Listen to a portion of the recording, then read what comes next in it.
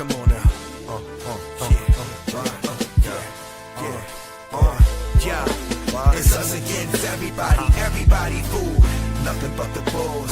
Nothing but the bulls. It's us against everybody. Y'all should know the rules. Nothing but the bulls. Nothing but the bulls. Live from the man house on Madison, between Damon and Ashland. You see a team of warriors in black with red with some white accents, ready for action. For any set of 18 ballers claiming they active, y'all better ask them LA boys what really happened. It don't matter home or away, we catching y'all lacking. Why you laughing? Think it's all get easy. We send Josh from half court to get busy. We rise quickly because I said he never cowered. Be like treating family tree and send us all our flowers. Send them to the locker room, crying in the shower. The way we pulling up section 25th hours. It's us against everybody. We the crown jewel. Nothing but the bulls. Nothing but the bulls. Don Jones is Eric Briscoe, baby. What's up, Bulls Nation? Welcome to a new episode of the Nothing But Bull podcast. Real fans, all bulls, no bullshit. I'm your host, Young Jordan. As always, my co-host is John and SeeRed. And today we have a very special guest with us, Julie Swieca-Gannon.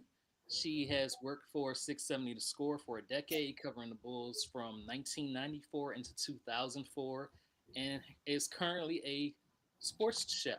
And so we're going to talk about all of that. Julie, how are you doing? I'm great, guys. Thank you so much for inviting me to be on today. Just hearing your intro song, I'm glad I wasn't on camera because I'm over here jamming out. I think it's a great intro. But I'm excited to be joining you guys. And yeah, I covered the Bulls back when they had that guy named Jordan. So yeah, they were pretty good back then. Once again, Julie, thank you for coming in. Sorry, the applause was delayed, but... Yeah, you can applaud me anytime. I'll take it. That's all good. So if people have never seen an episode when we have a guest, if you heard of the game 21 Questions and Nothing But Bull, for obvious reasons, the guy that Julie just stated, we like to ask 23 questions. So myself and John will take turns asking you a total of 23 questions about your time covering the Bulls, also about your cooking career, and I'm sure there'll be some questions from our viewers as well. Like Melissa, who says, yeah, the star. Aw, thanks, Melissa. Hey, Melissa, thanks for joining as always. Thanks to Melissa for also, she was the reason we got you on. She texted me, she said, hey, you might want to ask her to come on. I said, okay, cool. So, you know what? There are so many awesome sportswomen on Twitter. I so wish that had been around when I started at the Score, because you just needed like women who supported you. And I'm not saying there weren't women that supported you, but it was just harder to connect. And now there's so many women doing podcasts and reporting and just doing an amazing job. And I've met so many really, really good ones through Twitter that it's such a huge blessing. But then I'm also kind of glad there wasn't social media back then, because I had my hands full with people leaving me voicemails, calling me like, dumb, blah, blah, blah. So I don't know if I would have been up for like getting toasted on Twitter every day, getting trashed. But like I said, the women on there are fantastic. And Melissa, she knows her stuff. I'm happy to hear that you guys connect with her as well. Oh yeah, Melissa's a good friend. Used to actually be a part of this podcast, but not too busy. Didn't have the time to commit to hosting more. So she's a Nothing But Bull alumni. Special guest as needed, right? Yeah, right. All right, you ready to get to these questions? I'm ready. Hit me. Okay, number one. Before we get into the Bulls, how did you first break into Chicago sports media? So I have been a Chicagoan or a Chicago suburbanite my entire life. And I grew up watching all the Chicago sports. I grew up going to games. My dad was a huge sports fan. So from the time I was in like 8th grade, knew I wanted to be a sportscaster. Back then, Gail Gardner was one of the women doing sports on TV. I believe she was on NBC. And I'm like, I could do that. This would be fun. And I wound up going to Northwestern, getting a radio, TV, film degree. And while I was at Northwestern, I did sports. I was the sports director for the student radio station. And I got to be around people. If I was at a Northwestern game, there were guys from the score at the Northwestern game. Or if I, in various like college football settings or whatever, there were people in the professional media ranks that I got to know and that, could look out for me when I started applying for jobs. So when I graduated, my first job offer was from WJOB in Hammond, Indiana. And no disrespect to the lovely people of Hammond, who could be Bulls hosts or Bears hosts any day now. But I didn't want to move to Hammond. My family was here. I really loved Chicago. So I waited. I declined the offer and I waited. And the score offered me the chance to come in and be a part-time producer. And I was so eager to get my foot in the door there. I said, okay, whatever you need me to do. Like I would have taken out the trash if they asked me to. And I started out as a producer, but then when stories were breaking, if they needed somebody to like go cover something, if they didn't have a reporter available, they'd send me. Or I'd be out at the games trying to book guests for the shows and I would be able to jump on the air. So I wound up just getting breaks like that when I was like best person available or only person available. And I got some on-air work like that. And I worked my way up to full-time reporter and full-time anchor. And then I eventually had my own show. And I did weekend NFL shows, baseball shows, college sports shows. And then I eventually did a 5-night-a-week nighttime talk show from 10 p.m. to 1 a.m. And it was me running the show. So I did a lot over my 10 years there. And I loved every minute of covering Chicago sports. I'm so grateful that I was able to get my first job in the third largest media market in the country. Yeah, Chicago's definitely an awesome place to have a job. Oh, Melissa said Chicago over Hammond. Yep. Chicago's greater than Hammond. For sure. And, like I said, the people I interviewed with in Hammond were extremely nice. But, there's a difference between like getting up and reading the sports scores on a station in Hammond versus you're in the heart of the action and you are going out and covering games. And you're, even when I booked guests for the different shows, I met a lot of people because you'd have the midday show, Jiggets and North, saying like, hey, Julie's out at Wrigley and Chris O'Donnell's singing the 7th inning stretch. See if she can get Chris O'Donnell on the air. So here I am like asking Chris O'Donnell to come on the score or Eddie Vedder to come on the score or Elton John to come on the score. Very humbling beginnings. But it was a good way to be out and to make contacts and to get to know people. Like I said, there were a lot of people in the business that were incredibly kind to me at a time when women were not recognized yet as being a contributor in the sports broadcasting landscape. Definitely. So glad that it's changed. Hopefully maybe I can move a little closer since they're saying they're having a little hard time hearing me. But yeah, definitely glad that it's changed and women have more prominence in sports as reporters, broadcasters, and you name it. Yeah, you see them, doing sideline reporting, but you also see them doing play-by-play now. That's right. So, it's amazing how far women have come in the business. And there are so many good ones, even right here in Chicago. I think Brooke Fletcher on the White Sox broadcast does an amazing job. I think she's really good at it. And when you're a woman, I hate to say it, but you have to be 10 times better because people are going to be looking for everything you do wrong. They're going to be extra critical, extra, scrutiny on women. So there are some really good women covering the teams in town or doing podcasts in town.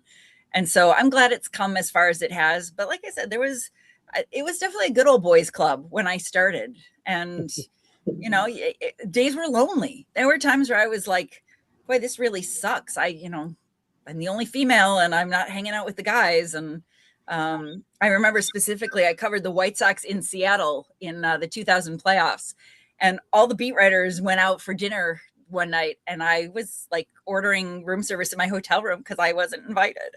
So, it took me a while to like find my footing and to become, part of the cliques. And they said everybody was super nice about it, but as much as I was one of the guys, I still I still didn't have some of the solidarity that I do with women now.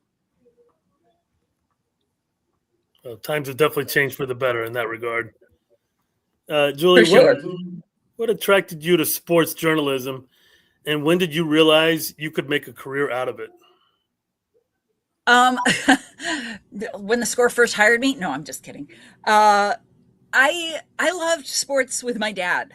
My mom and dad took us to a lot of sporting events growing up. We went to a lot of baseball games. We went to Northwestern and Notre Dame football games. We went to Bears training camp. They took us to a lot of sporting events growing up.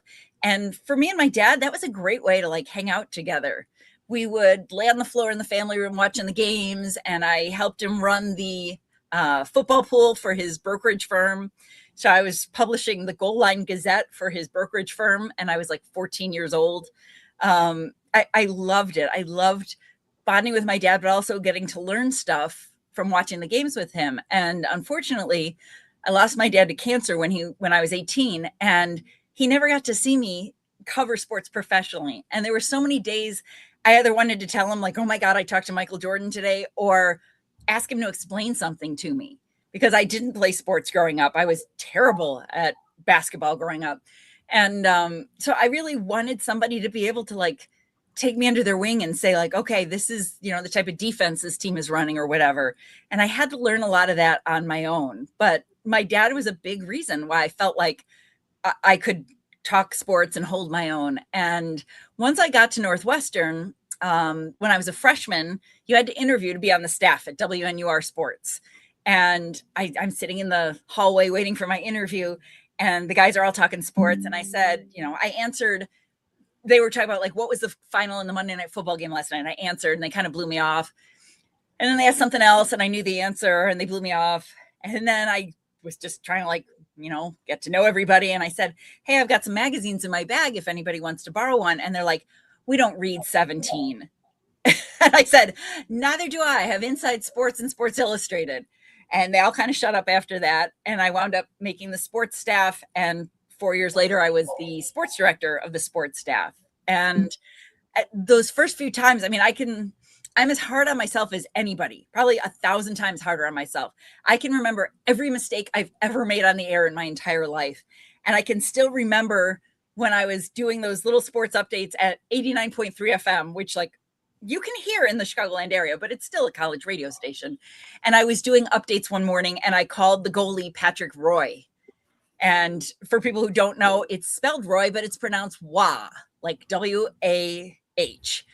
And I felt like the biggest idiot because I mispronounced the goalie who had who had a shutout the night before. And it stuck with me that many years. I'm still upset about it. I still feel like an idiot.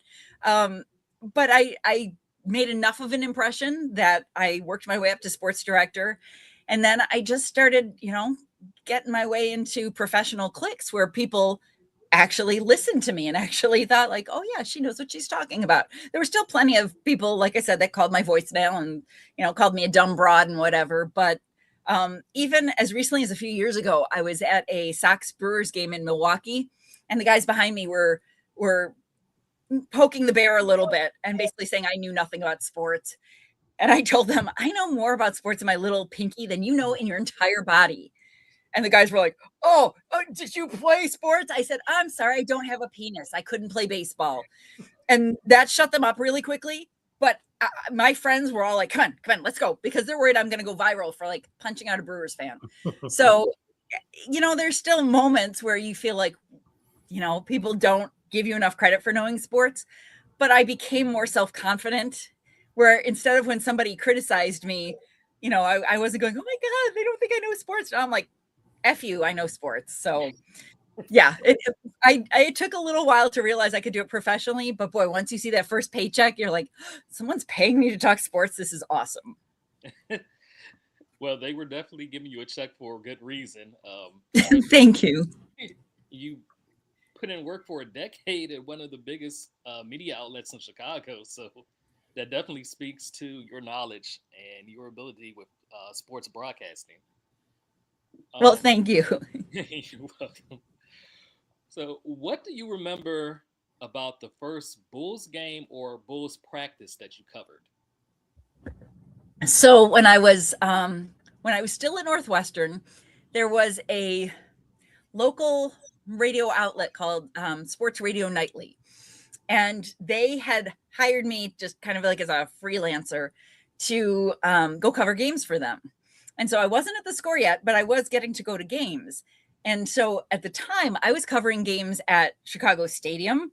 And I was blown away by just people walked like under the court to go to the locker rooms. I thought that was so weird.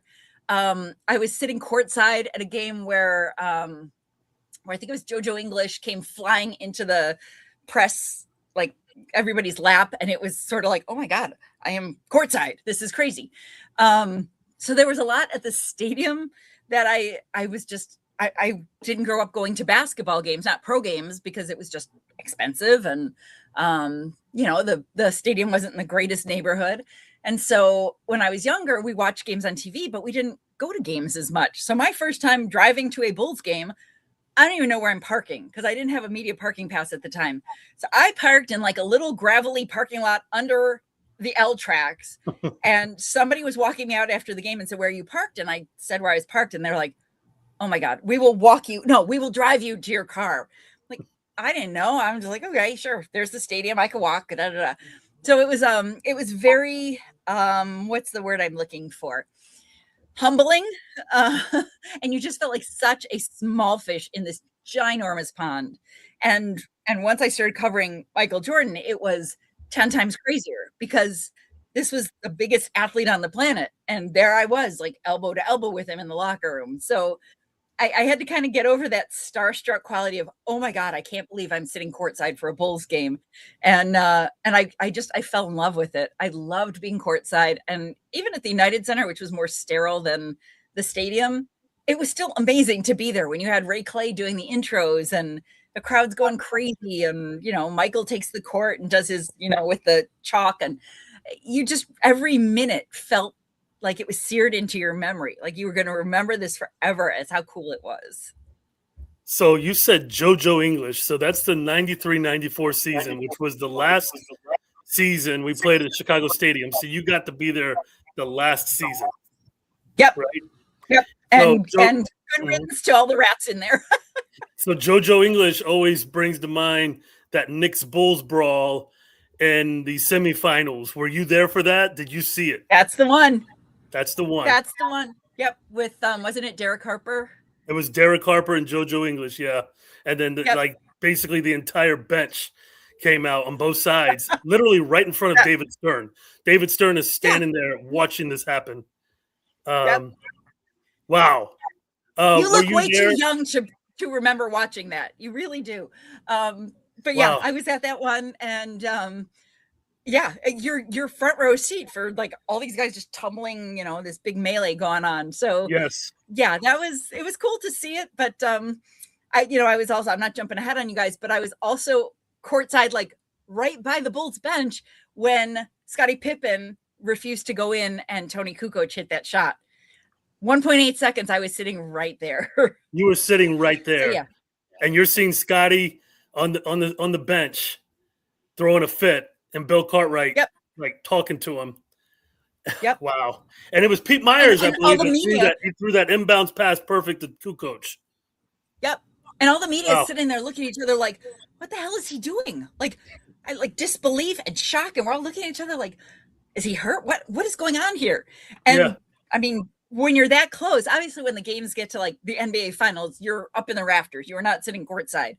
But when you were sitting courtside, you could hear things and you could, see what's going on in the huddles a little bit. And guys are like, you could feel the sweat flying off the court. Like, it was really cool to be that close. Did you hear any discussion going on between Scottie and Phil during that time period or afterwards? Did you, in the locker room, did you hear anything? Did you see anything? You could just see like the frost in the air. You could see that there was an impasse here and this was not going well. And I mean, all you had to do was look at Scottie's body language and the expression on his face. And you're like, oh, bleep, this is, and thank God Tony Kukoc came through, but Scottie wound up being bitter at Tony for, hitting the game winning shot and getting all the attention. But Scottie, like, be a team player, suck it up and get in there. And It really was. You could see what was going on, even if you couldn't hear it, because the building was loud. But the fact that you could read the room and go, oh, something is not right here. Like, that was crazy. It was so cool to be a part of it. But also, like I said, you had all these media people just looking at each other like, what? It was a crazy moment. I can't imagine being sideline reporter, sitting sideline at that game. Just so much that went into that. Were you there for the final game at the Chicago Stadium? The one where Scotty dunked over Patrick Ewing and redeemed himself? Yes. You were there too. And okay. Actually, I was at the final game at Chicago Stadium, and I was at the final game at Old Comiskey Park. I have my ticket stub from that somewhere. So, it's quite a collection to have going, and to be able to say that you saw, some of these stadiums you grew up around being torn down and, being changed over. I was not at the last game at Ryan Field for Northwestern, but I cannot wait to be a part of their new one. Wow. That's amazing. So you started covering the Bulls in the second portion of the 93-94 season, correct? Yes. Okay. So you got to see the Bulls minus Jordan while he's playing baseball, the second part of the dynasty, and then the total collapse. Yes. Wow. And in fact, there was so much in that period there. First of all, I got to see Jordan playing for the White Sox at the Crosstown Classic when it was an exhibition game. I covered that and interviewed Jordan on the steps as a baseball player. I covered the Bulls in the postseason chase without Michael Jordan and the Scottie Pippen, Hugh Hollins controversy. I covered that. So yeah, those in between, and I covered Jordan's second retirement. So, there was a lot of like Jordan moments that I covered that probably aren't even in people's like top 10, but they were ones I was a part of, like some sort of periphery. And like I said, to be covering him at that game when he played against the Cubs and he's in his 45 jersey and everything. And I mean, it was cool to see him talking on the steps at the ballpark, but it was also kind of like, this is so weird. That's Michael Jordan. What is he doing? And the cherry on top of that, you got paid to see all of this. Yes. And I was forever grateful. Up until the day I left sports, I was always grateful that I had these opportunities, that I got to not just, be at games that people were paying thousands of dollars to be at, but to actually get to talk to some of these athletes and ask them questions. We've all been there when you're sitting at home and you're watching people interview an athlete and you're like, damn, why is nobody asking him blah, blah, blah? Like, you feel that helplessness because no one's asking the question you want answered. When you're standing right there, you can ask the question you want answered. You might not, get your question heard if there's 50 media people around Jordan. And Jordan's locker was insane. It was hard to get questions in there. But at least you had that opportunity to be elbow to elbow and to be able to, have a dialogue, have an interaction. And like I said, even covering games at Wrigley like I did, there were so many celebrities singing the seventh inning stretch that like every day there was somebody different that you could go interview in the lunchroom. Chris O'Donnell, when I interviewed him in the Wrigley lunchroom, looked at my mic flag and the score had changed frequencies a couple of times. It was 8:20, it was 11:60 a.m., then it was 6:70. And he looked at my mic flag and the score had changed frequencies. And he's like, you guys used to be, and whichever one he referenced, he knew what frequency the score was and that it was a new frequency. And I'm like, oh my God, Chris O'Donnell, movie star, listens to our station. Like that was crazy. That would be like people today saying, oh my God, the Pope might've been listening to my broadcast from the White Sox World Series. That's crazy. Yes. Yeah. Just being able to say that you interviewed Michael Jordan as a baseball player and as a basketball player. Not many people can say that. Right. That's amazing. Yeah. Right. And Jordan was the only athlete I've ever met in my entire life where I kind of felt tongue-tied the first time I met him. Like I really felt like I couldn't put a sentence together. I couldn't remember my name. Here's Michael Jordan, who is just not just this amazing basketball player, but he's so charismatic and so smooth. I mean, you want to talk about people who just own a room? He owned the room. And, I went to introduce myself and he's like, nice to meet you, darling. And I just went, like, I couldn't believe Michael Jordan called me darling. And many, many, many years later, I was covering a pro-am and I was under the ropes on the first tee and Jordan's teeing off. And he looks down at me and goes, "Hey." And all my media buddies are like, "He knows you." He said, "Hey." I'm like, he probably couldn't remember my name, but he recognized like, oh, she used to cover the Bulls.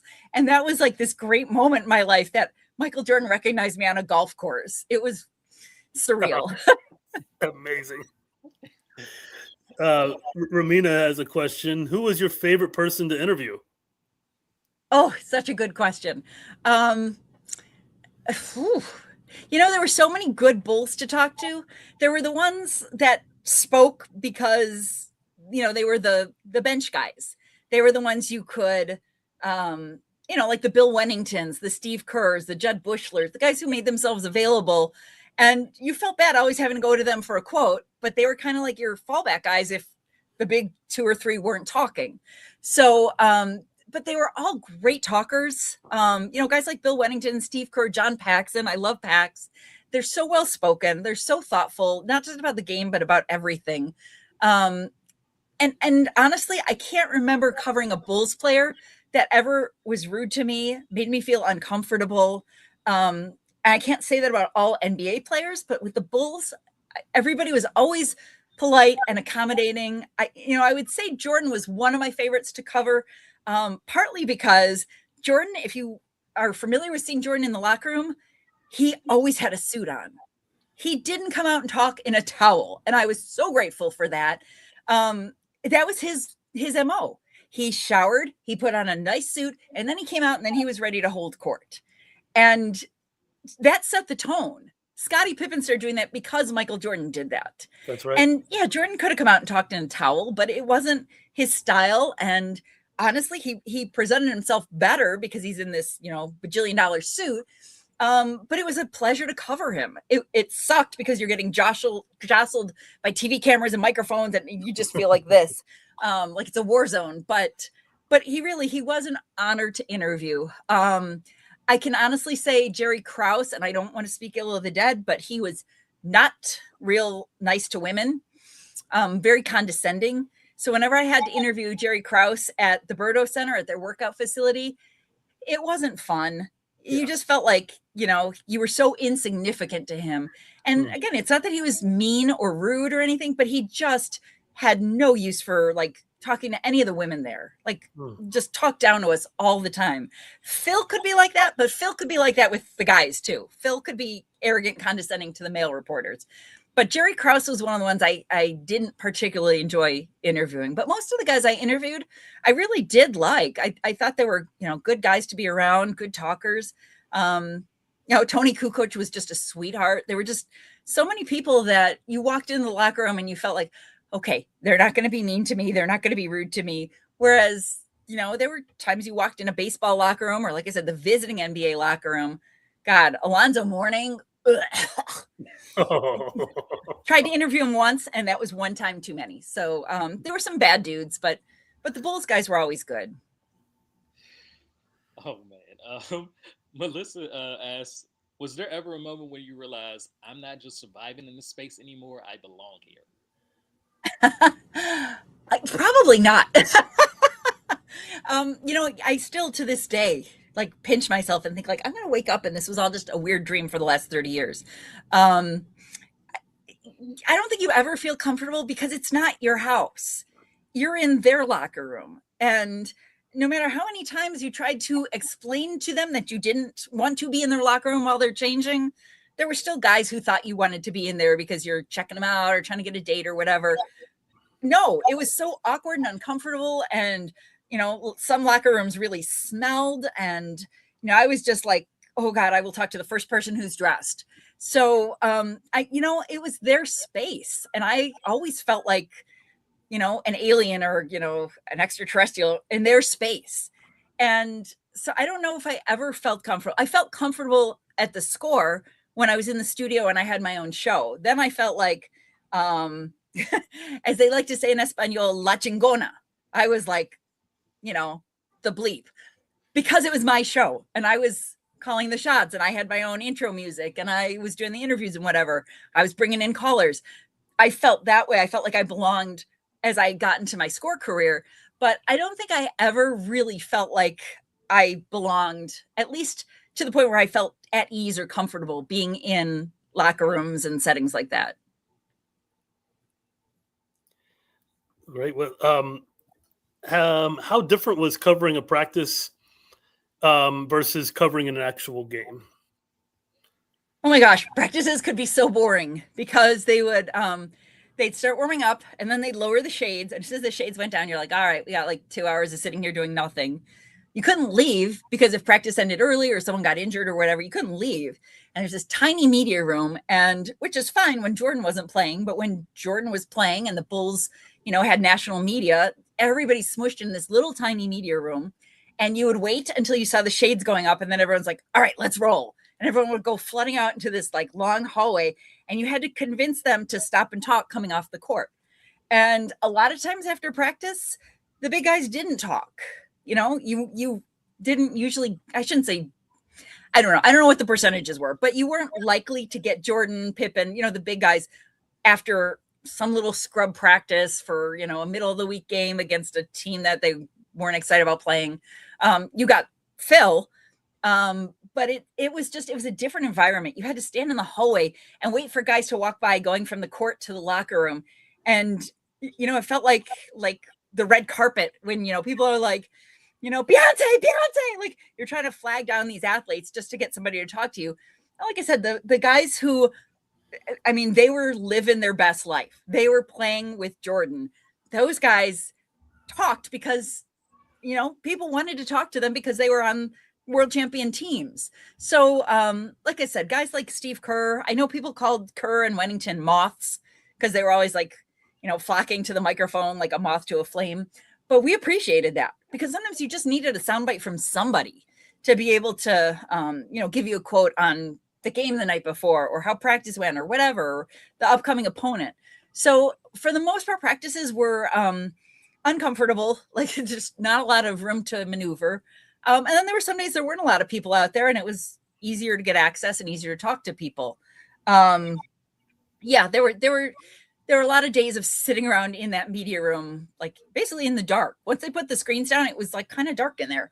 And the second those screens went up, you're like, okay, everybody get in position. But it was a lot of like downtime covering a practice. Whereas a game, you get there early, you're in the media room, you have dinner in the media room, and then you go find your seat and you watch everybody warm up on the court and you're there for the intros and, you're there late after the game when everything's quiet and all the fans have trickled out and you're filing your tape and your stories. And if the Blackhawks were playing the next night, you're there while they're turning over the court into ice. I love those nights. I love the late nights at the stadium where it was just quiet, or at the United Center or whatever. I love when it was just quiet. And you're filing your reports and, you felt like, okay, this was great. I covered the game. I did some good locker room work. I'm good. But it was so much more invigorating than it was being in that little practice media room. I will say the day Kerry Wood threw his 20 strikeouts, I covered the Bulls and the Sox at that time, and I normally would have been at the Cubs game, but the Bulls had a game that night. And so I missed the Kerry Wood game because I was covering the Bulls that night. I got to the United Center and everybody in the media room had the Cubs on and was watching Kerry Wood finish that game. So it was really cool because I'm watching it when I'm getting ready to leave my apartment and listening to it on the radio. And then you get there and you get to watch it with all these other media people. Like that time before the game was just a bunch of people hanging out, having dinner and watching whatever's on TV sports wise. And it was cool. That's very cool. Danny in the chat asked if you ever had the chance to interview Allen Iverson. I did not. We did interview some of the visiting players sometimes either in the locker rooms after the games, or sometimes I'd go cover the opponent's shoot around. If they were doing their shoot around at the United Center day of game, I'd go cover that sometimes. But I never did get to cover AI. I think he would have been interesting to talk to. This also has another question in the chat. She says, was there anyone you noticed that could actually talk trash back to Michael and get away with it? Also, what was the Pip and MJ dynamic like behind the scenes back then? She has such good questions. You couldn't really see the trash talking to Michael, at least I'm assuming she means like teammates, because the screens were down. So practice might wrap up and you'd be like, oh, that's interesting. Steve Kerr has a black eye or something like that. Like his whipping boys, the Steve Kerrs, the Luke Longleys, the guys Michael, beat up on a little bit. You found out about it after the fact, or you might hear like whispers from somebody, maybe one of your sources would tell you what happened, but because you weren't watching practice, and the Bulls wanted it that way. They did not want you to see what was going on the court, not just so you couldn't see like, oh, I'm going to diagram the plays they're running. I'm going to study the triangle offense, but it was also, to protect what was going on in that fraternity there. And so, if Michael was chucking basketballs at his teammates, you likely weren't going to see it. You might hear about it, but you weren't going to see it. The Michael Scotty dynamic was interesting because you kind of felt like they were buddies. You felt like they were Batman and Robin, but as you learn over time, like Scotty was jealous of Michael and resentful of Michael at times. I think Scotty liked when it was his team, when Michael stepped away to play baseball, that Scotty was the go-to guy, that it was his, he was the big man on campus with Jordan not there. But you look at it and you're like, well, what did you accomplish without him? You were better with him. So instead of being sullen and pouty and whatever, get out there and win some championships with the guy who's the greatest player on the planet. And Scotty was on the top 50 list, and I don't think anyone said Scotty wasn't talented, but standing next to Michael Jordan, I mean, anybody's going to be a second banana. So, you sensed friction every now and then, but you never sensed like resentment, hostility, bad blood. You never sensed any of that when you were at a practice, at a game, in the locker room. You never sensed like anything was going down between them that was not pleasant.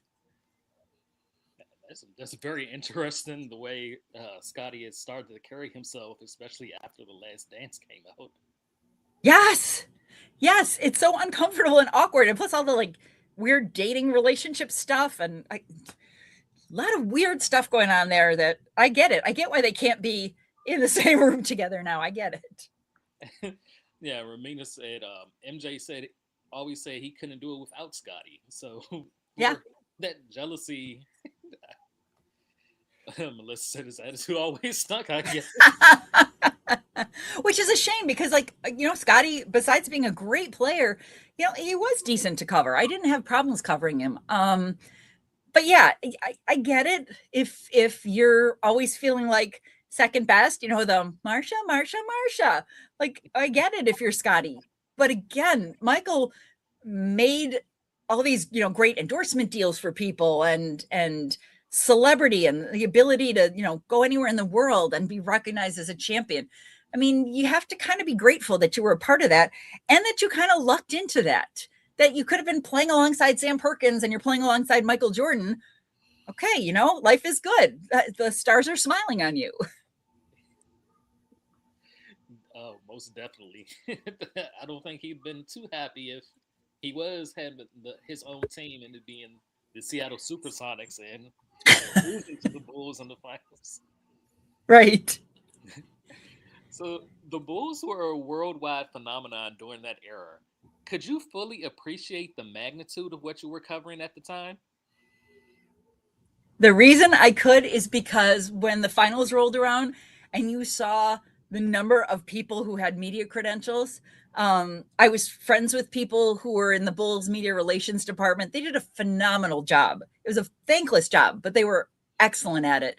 And they would tell you like, oh, we issued 3,000 credentials for tonight's game or whatever. And you just can't imagine, like, how do you even supervise 3,000 media people from X number of different countries all over the world?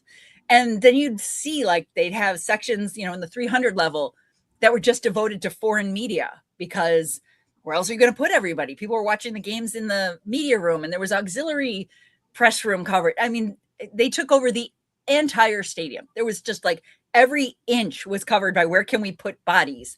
And then you would see like in the post game, you would see the foreign media wanting to ask, first of all, everybody loved Jordan. Everyone around the world loved Jordan. So you'd have somebody from, let's say, Portugal saying, Michael, what do you want to say to the people of Portugal after this game? Like everybody wanted a soundbite from Michael for their country, for their TV station. So you had that. And then you also had the people who were covering their countrymen. So you had people from Australia who wanted to interview Luke Longley, or you had people from Croatia who wanted to interview Tony Kukoc. So it was this huge melting pot of media. And this was like the precursor to what we see nowadays with all the Asian media covering Shohei and Mooney and Seiya Suzuki and Shota Imanaga. All these places, even going back to Ichiro, where all of a sudden you had all these Japanese media people at the ballparks. This was before that, and you had people from literally like every corner of the earth coming to the United Center. So you were very aware that you were in the middle of a cultural phenomenon. And I think Michael was so classy and gracious. He understood his brand. He understood his reach and his responsibility to NBA fans. He answered those questions when they're saying, like, what do you want to say to the people of Portugal? He answered them. But, I'm sure he saw, oh my gosh, look how many people are here who English isn't their first language. And again, he was so gracious and so accommodating. But at some point, the Bulls media people had to cut that off because, cut off the interviewing, because you couldn't have every country asking Michael Jordan a question for their viewers. So it had to be managed very deftly. Definitely. I think we're seeing that now too, like where Australian reporters are there for Josh Giddey, and they want to talk to him about that. So not surprising that Michael Jordan started that whole. And yeah, you see more international superstars in the NBA now than you do, guys who were born in our country. So it's cool to see. It's been going on for years now of guys who are, becoming MVPs who are from different countries around the world. But back then it wasn't that way. And so it was really interesting when you saw guys have an influence in the NBA back in Michael's days that were bringing in viewers from other countries, but people were always watching for Michael. I mean, even if you were an Australian, you wanted to watch for Luke Longley, you were also watching for Michael. And that's why Michael was on, the Bulls were on every Christmas Day, because everybody wanted to watch Michael on NBC on Christmas Day. And you'd, do presents with your family, and then you'd be like, gotta get to the United Center. But it was, it was a given that Michael was going to be playing on Christmas. So he was worldwide, and he earned every bit of that attention. That's why he's the GOAT. Yep. Melissa asks, what was MJ like after a bad game or a loss when reporters came into the locker room? I think he was always classy and composed. You didn't see Michael lose his cool. He was very even keeled. You could tell if he was not happy about something, but you rarely saw Michael lose his temper. You rarely saw that wall come down where, oh my gosh, Michael's, blowing his stack or cussing or swearing or whatever. You could see it sometimes from his teammates. One of my favorite post-game comments was after Jordan retired and Ron Harper was talking, and Ron Harper, and I'm not making fun of him, he had a stuttering problem. And I don't know, am I allowed to swear on your podcast? Yes. Of course. Okay. He went, this shit's embarrassing. And I'm like, truth. Yeah. I mean, they were bad. And to hear Ron Harper so disgusted, I mean, to say this shit's embarrassing did not even cover how bad he thought they were. But you didn't hear Michael say stuff like that. And again, it goes back to his image, his brand. He was Mr. Gatorade. He was King Nike. He was this international spokesman.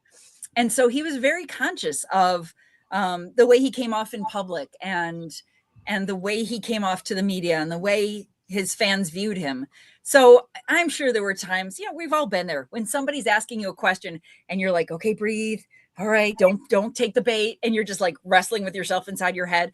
I'm sure there were those moments for him, but he really managed it well. And I honestly, I can't imagine being Michael and having that kind of scrutiny and attention every night and not get a little annoyed every now and then. But he really was cool as a cucumber.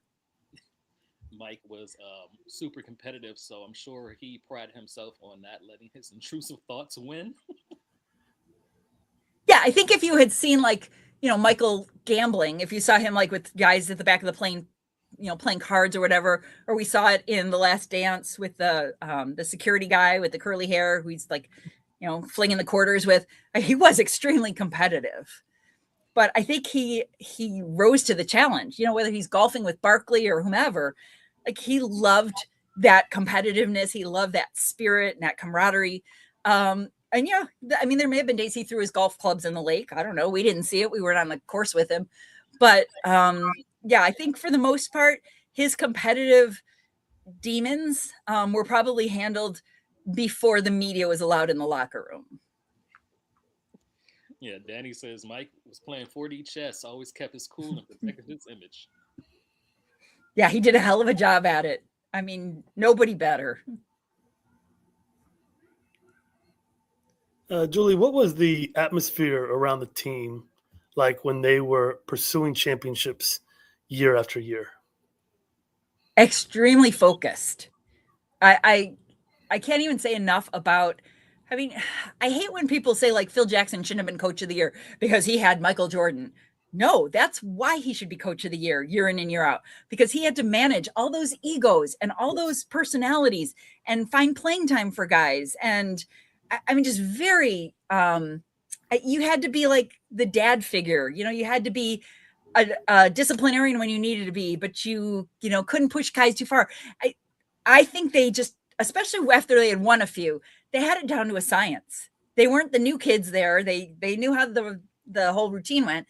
And they really just kind of went into it very matter of factly, like, okay, this is what we're made for. This is when we really show up. And I honestly, I can't even say enough about just how ho-hum they seemed about it. They didn't seem like, oh my God, we're playing so-and-so night. No, they were just cool. They just had it under control because, they say like, act like you've been there. They were there. They were there 6 times.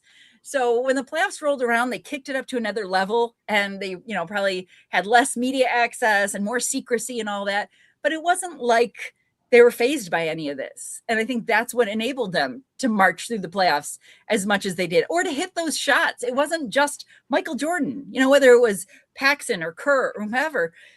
You had guys hitting shots that were just like cold as ice and they weren't flustered. They weren't scared. So, sorry, Craig Elo, but you are going to get beat by, Michael Jordan or one of his teammates. Pick your poison. Somebody's going to hit that shot and beat you. But I honestly think so much credit needed to go to Phil Jackson for how he just managed that environment, that team, those egos, and kept everybody focused. And Dennis Rodman, because if it wasn't for Phil, oh my gosh, Dennis would have been out of the league in '95. Yes. You can't see it, but I have my Dennis Rodman signed photo behind me. Nice. So true story. I was outside, a bunch of the score producers, we were out drinking one night and we were outside Crowbar in the city and we're waiting in line to get inside Crowbar and we see who we think is Dennis Rodman in line. And we did a double take. And we're like, I think that's James Buddha Edwards with him. And we're like, it is. Oh my God, that's James Buddha Edwards and Dennis Rodman. And Rodman had not signed with the Bulls yet. Oh. So we were all just freaking out, like, oh my God, they're going to announce he signed. And the next day they announced he'd signed with the Bulls. But nice. It was crazy that here we are standing, waiting to get in line to Crowbar, which is kind of a risque club. And there's Dennis Rodman waiting to get into the club. And you don't want to be a goober. You don't want to be like, oh my God, Mr. Rodman. But all of us, score people were talking about it because we all knew who it was and he's hard to miss. So it was really cool that we kind of had that inside scoop. And with Jordan, Rodman, you never knew what he was going to say. And there were times he stopped me in my tracks because he made references to things I did not understand. And I didn't want to be the little naive 20-something reporter being like, I don't know what that means. But yeah, I'd ask people later and they'd be like, because Dennis was always dropping references to things I didn't understand. But he kept me on my toes and he did this Hollywood style interviewing. That's what they called it. Dennis wants to talk Hollywood style. And you had to talk and walk. He didn't stand at a locker in the Bulls locker room. He walked out of the building and you walked with him. So you got this tall guy. And, if I was in heels or something, I'm like, oh God, just don't trip. And he'd be mumbling kind of, not like Shaq mumbling, but he was like kind of, low spoken and everything. And you're just trying to keep up. And there was a picture in like Hoop magazine or something of me walking with Dennis Rodman down the hall. And I think I was like the only one walking with him. But I think it's because most people are like, I don't have time to go walk down the hall with him. And that was the only way you were going to get a soundbite with Dennis. And he was interesting.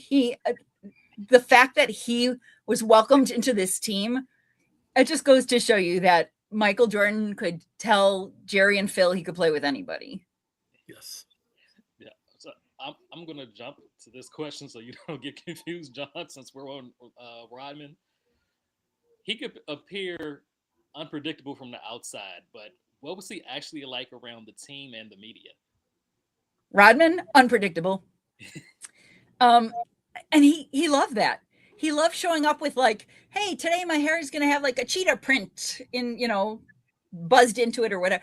He loved showing up and making everyone go like, oh, what's Dennis doing today? Is he wearing a bridal veil today?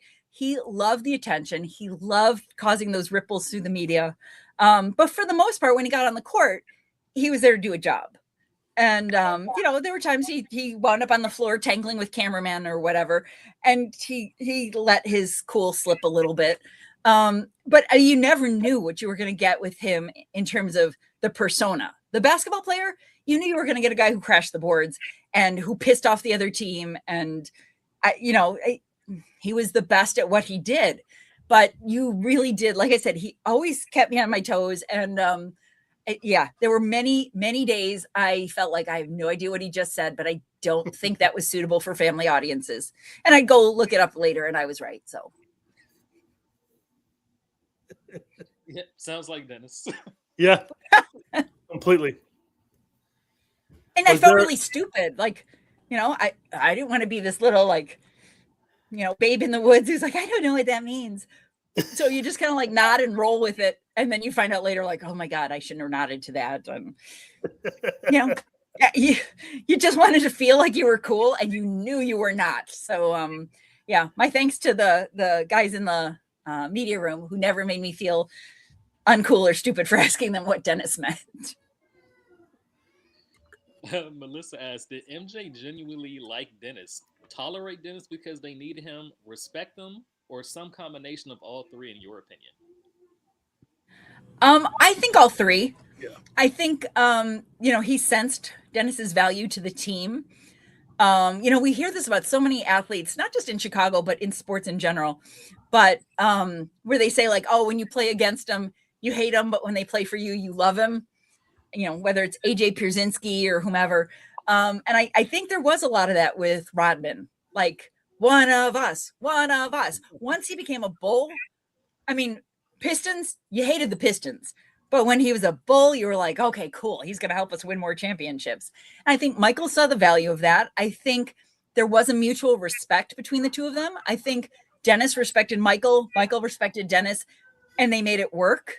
And I think it was just very beneficial to everybody to be professional and to make this work. And to know that Dennis was going to go off the rails sometimes, and you just had to know how to manage it. And again, that goes back to Phil, but I do think a lot of it was on the veteran guys on that team. You couldn't bring Dennis Rodman into a team of newbies and expect that to go well. So when you had guys like Jordan and Pip in there policing the locker room, for lack of a better term, I think it was a lot easier to control. And you had Jack Haley, who was like Rodman's babysitter.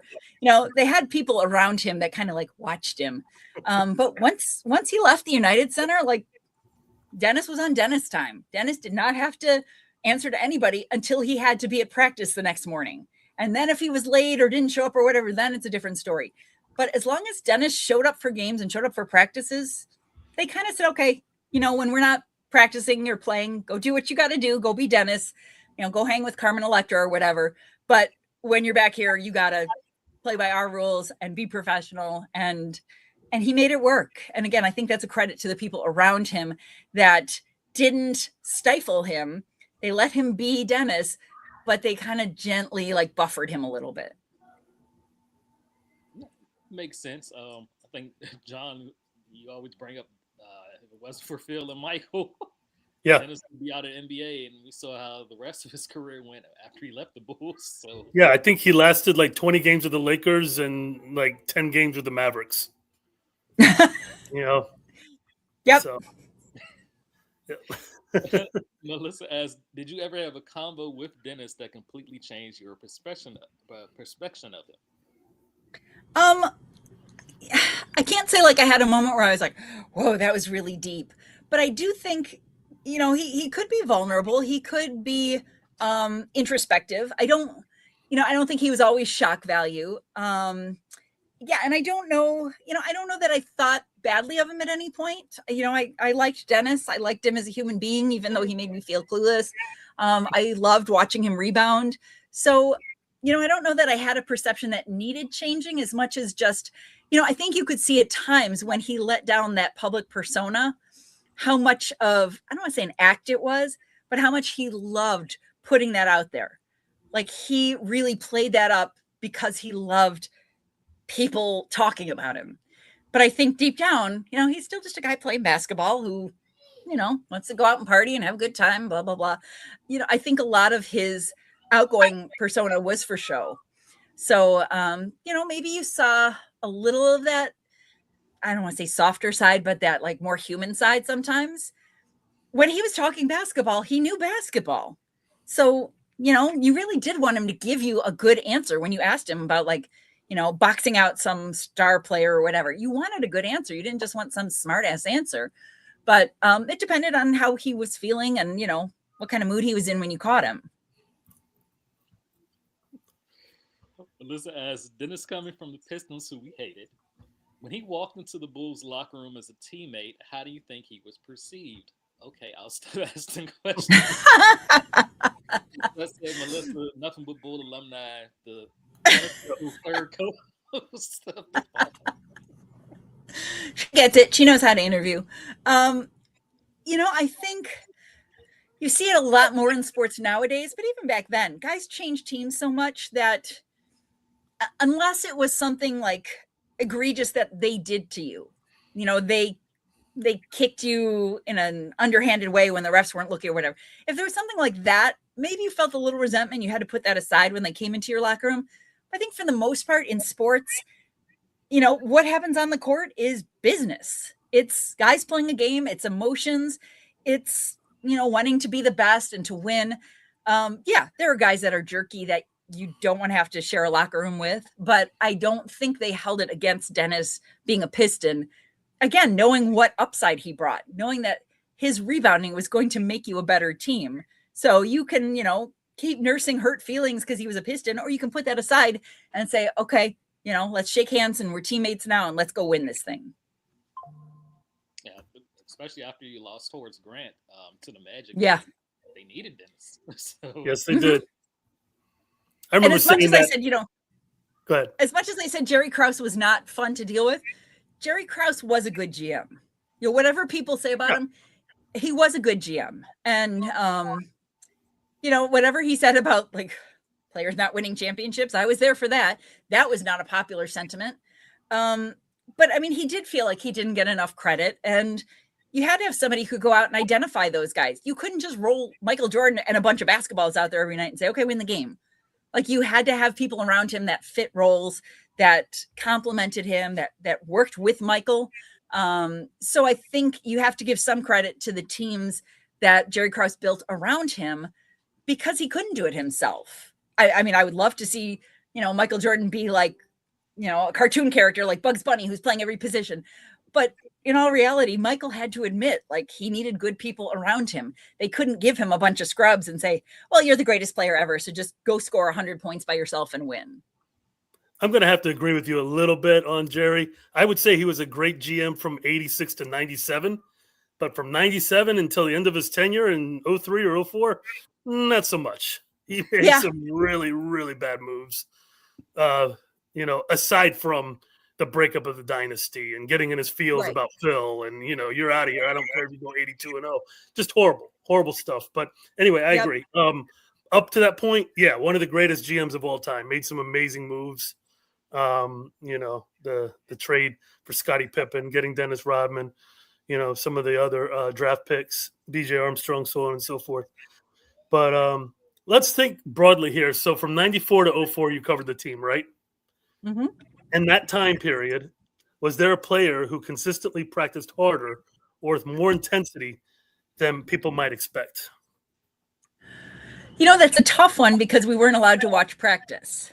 So, Gotcha. you had to imagine, because Jordan was so competitive, that of course he was going to practice hard, but he also took care of his body. Like he didn't have to go all out every practice. He was going to show up for the game and still be able to play pretty well. And I'm saying that tongue in cheek before people start jumping on me. But I think, the guys who were making the most of their opportunities, guys like Judd Bushler, who might not get a chance to win a championship anywhere else. They realized, like, not only do you have a chance here, but you also have to impress Michael, for lack of a better term. Like, if Michael had no use for you, you weren't going to be around. So you better be showing up and practicing hard. And, if you missed 10 free throws the night before, show up for practice early and shoot free throws. I think there were probably a lot of I'm calling them fringe players, but they were all key contributors. But there were a lot of those fringe players that had to practice hard because A, they wanted to keep their spot, and B, if they didn't, Michael would make sure they were gone. So you had to be busting your butt. Michael maybe could relax a little bit, but you couldn't, because if Michael saw that, all hell's going to break loose if Michael thinks you're lollygagging at a practice. So again, we weren't allowed to watch the practices. We saw them shooting and all that, but I'm sure there were guys who were very scrappy and very, kind of throwing elbows sort of stuff. But, with that team, you just had to assume whatever went on in practice, there was a level of intensity that was different than anywhere else on any other court in the country. I'm sure. Since you said you weren't allowed to watch the practices, I'm going to have to change this around a little bit. Just from being around the team, what stood out about how the way that they prepared? I think, I think a lot of it was very businesslike when they showed up at the arena at night. I mean, you could see them walking in. You could watch the players walking in from their cars and whatever. And, game faces on and, business at hand. I don't think you ever felt like, oh God, these guys look like they're, coming in hungover or something. Like they looked like they were professional and ready. And, but they were also fun guys to talk to. Just the fact that, you could talk to Steve Kerr about his kids or whatever. I crossed paths with Bill Wennington not long ago, and I was asking how his son Robbie is doing. And when I covered the Bulls, Robbie was, this little guy, and he's telling me oh, well, Robbie's working as such and such, and he's living in such and such. And I'm like, wait, what? Little Robbie? It's so hard to believe these guys have grown children now. But you get to know them as people and as human beings. And that was always my favorite part about covering sports, is I felt like people knew enough about guys as athletes. I wanted people to know more about players as people, as human beings. And I think, to me, that was one of my gifts as a score host, a score reporter, is I kind of brought that interesting angle that wasn't just, oh, it's the same story I've read a million times about Michael Jordan being cut from his high school basketball team. Find something new, find a new angle, because people have read that a million times. And not that they're tired of it, but when they hear something new and they go, I didn't know that. That to me is so cool. Definitely. Julie, was there a player or coach who was completely different behind the scenes versus how the public might have perceived them? Whew. That's a good one. We didn't talk to the coaches a lot, but they were all pretty much what you see is what you get. Tex, the architect of the triangle offense, he was a great guy to talk to, just class and an NBA veteran.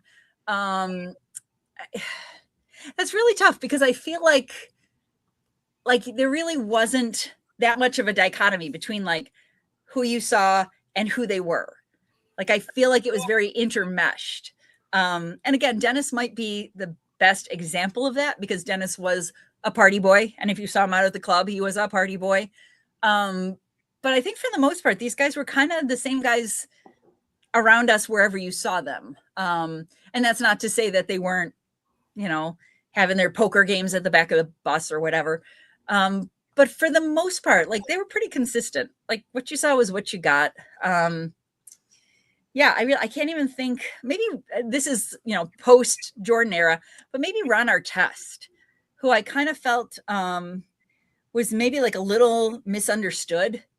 Like I feel like he was a lot more of like kind of a gentle big kid from New York than the guy he became with like I don't know, he just changed a lot as he left the Bulls. But when he was with the Bulls, he was still kind of like that scared kid, that kind of insecure kid. So, it's not one of the Jordan Bull guys, but that's somebody I would say like was extremely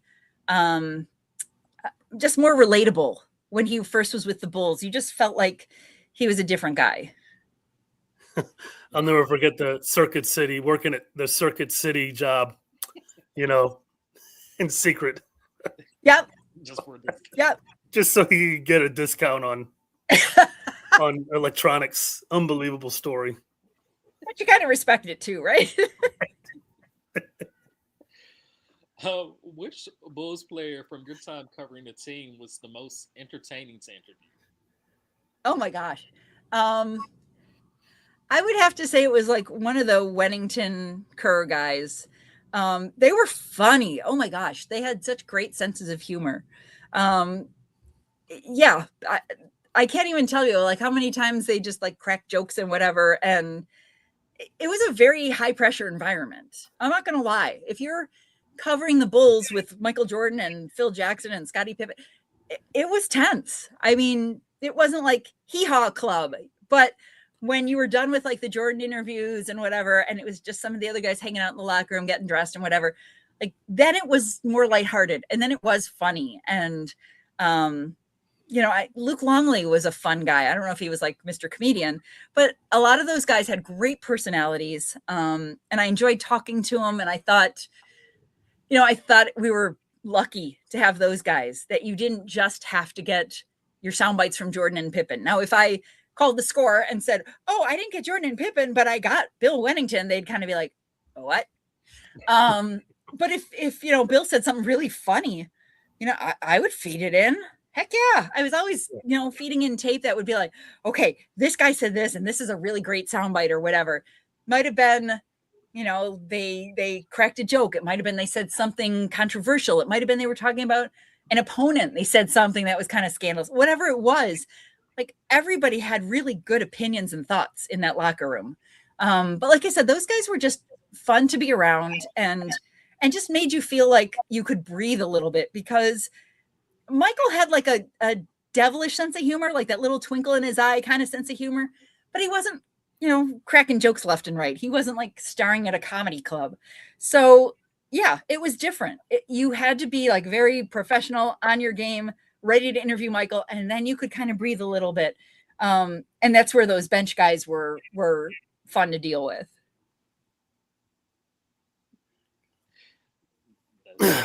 Julie, from a lot of sense about Bill Wennington with how he's on the Bulls radio broadcast now. Okay, I didn't hear you real well, so lean in close or talk loud.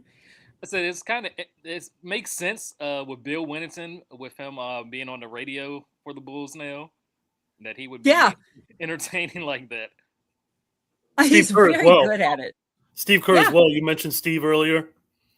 He was also a former analyst for TNT. So, and not only that, but like when you hear him as a coach, and he's not afraid to make statements. I'm not going to get into politics, but he's very world aware, and especially with what he went through with his parents being killed and everything. He wasn't just a basketball player, and so I think when you get those guys and you find out like they really do have a lot of interesting things to say, you do sort of feel like.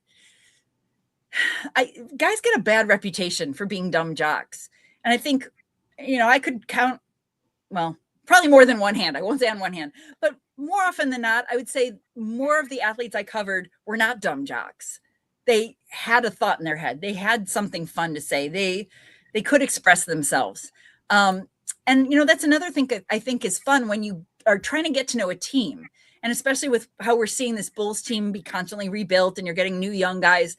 Like, you want to get to know these guys. You want to know, like, that they're hanging out at the Cubs Sox game yesterday. Like, they're part of the community and all that.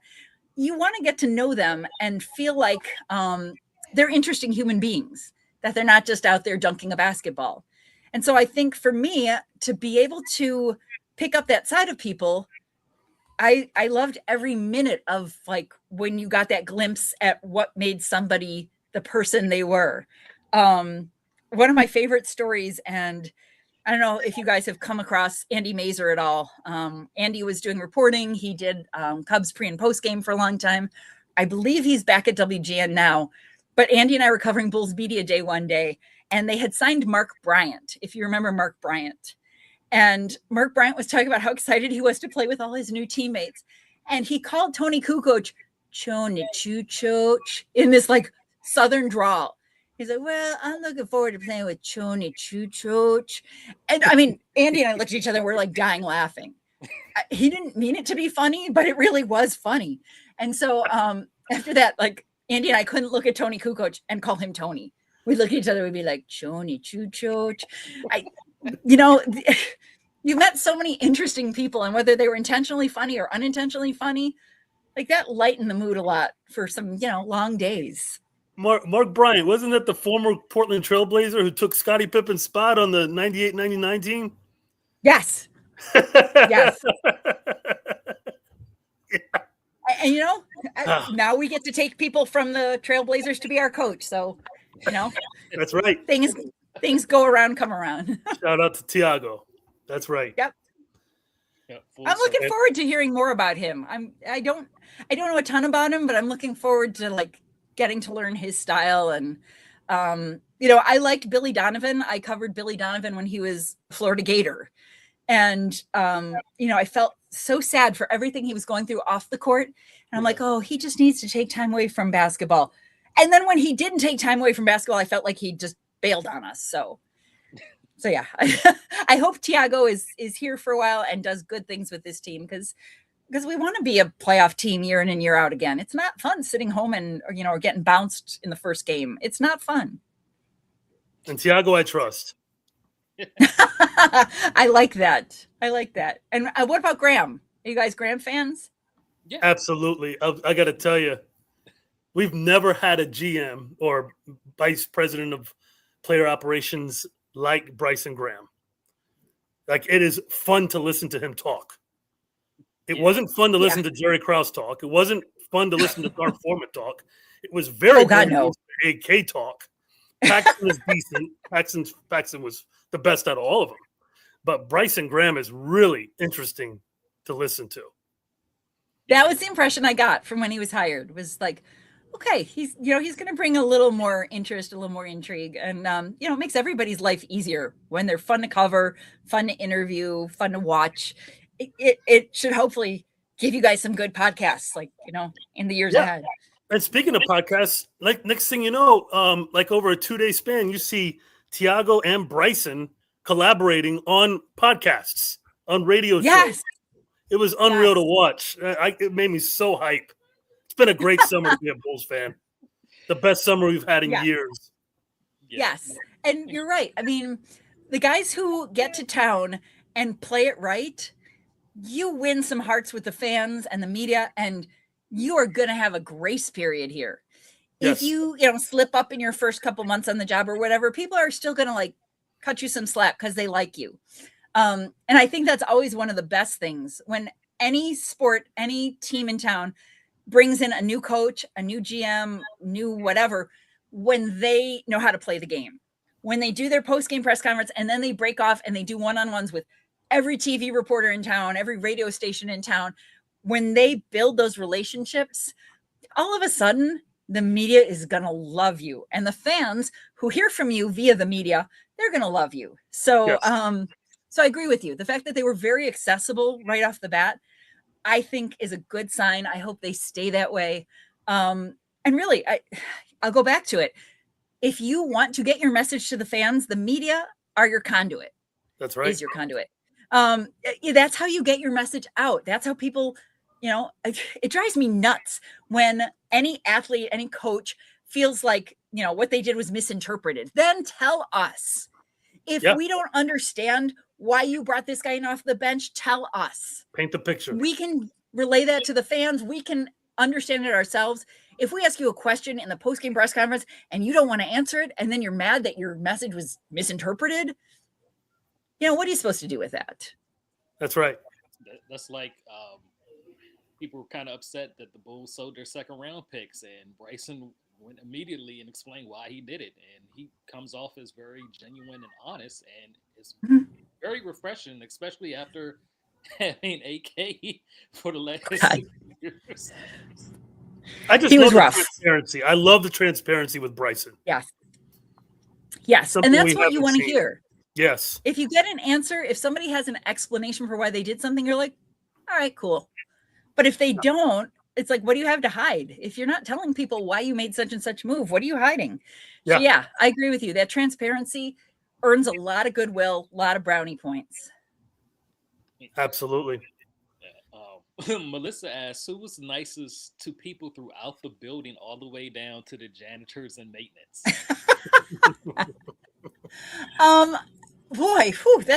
That's really forcing me to dig like deep into my recesses, because I really did love like all the security guards, the people who were like, overseeing the media going onto the court. There were so many like super nice guys, but this was so far back for me. This is, 20 years ago. So honestly, I don't know that I would remember a lot of them by name, but there were just so many people that oversaw the day-to-day operations. For me personally, just because we were around the same age and we had a lot of similarities. We both went to Northwestern. Tom Smithberg, who was one of the media services guys for the Bulls, was just one of the best people to be around. And they had Marianne Rotoli, they had Tim Hallam. They had some great people who handled the media when it was crazy, when you had, 3,000 credentials being issued. They were our lifeline. Like, the media got their jobs done a lot easier by those people that were the liaison between the players and the coaches and the media. So I'll say Tom Smithberg was probably my absolute favorite, just because Tom was just like an everyday good guy. He was easy to, he helped the media. He would come and hang out with us in the media room and give us an update. I'm like, oh, it's probably going to be this many more minutes, blah, blah, blah. He was just like Joe Everyman, which is hilarious because Tom's dad owned Quaker Oats. So Tom's dad was like this huge businessman, and, Tom's Mr. Bulls guy. And it was just so, different. But there were a lot of people that made the media's life easier. And those three that I named from media services were definitely three of the best in town. Nice. Danny asks, if you had to choose one, what was your favorite memory in covering the Bulls? Wow. Whew. Man, that's tough because there's so many. I mean, I covered them for 10 years. Of course, getting to cover championships there's nothing like it. The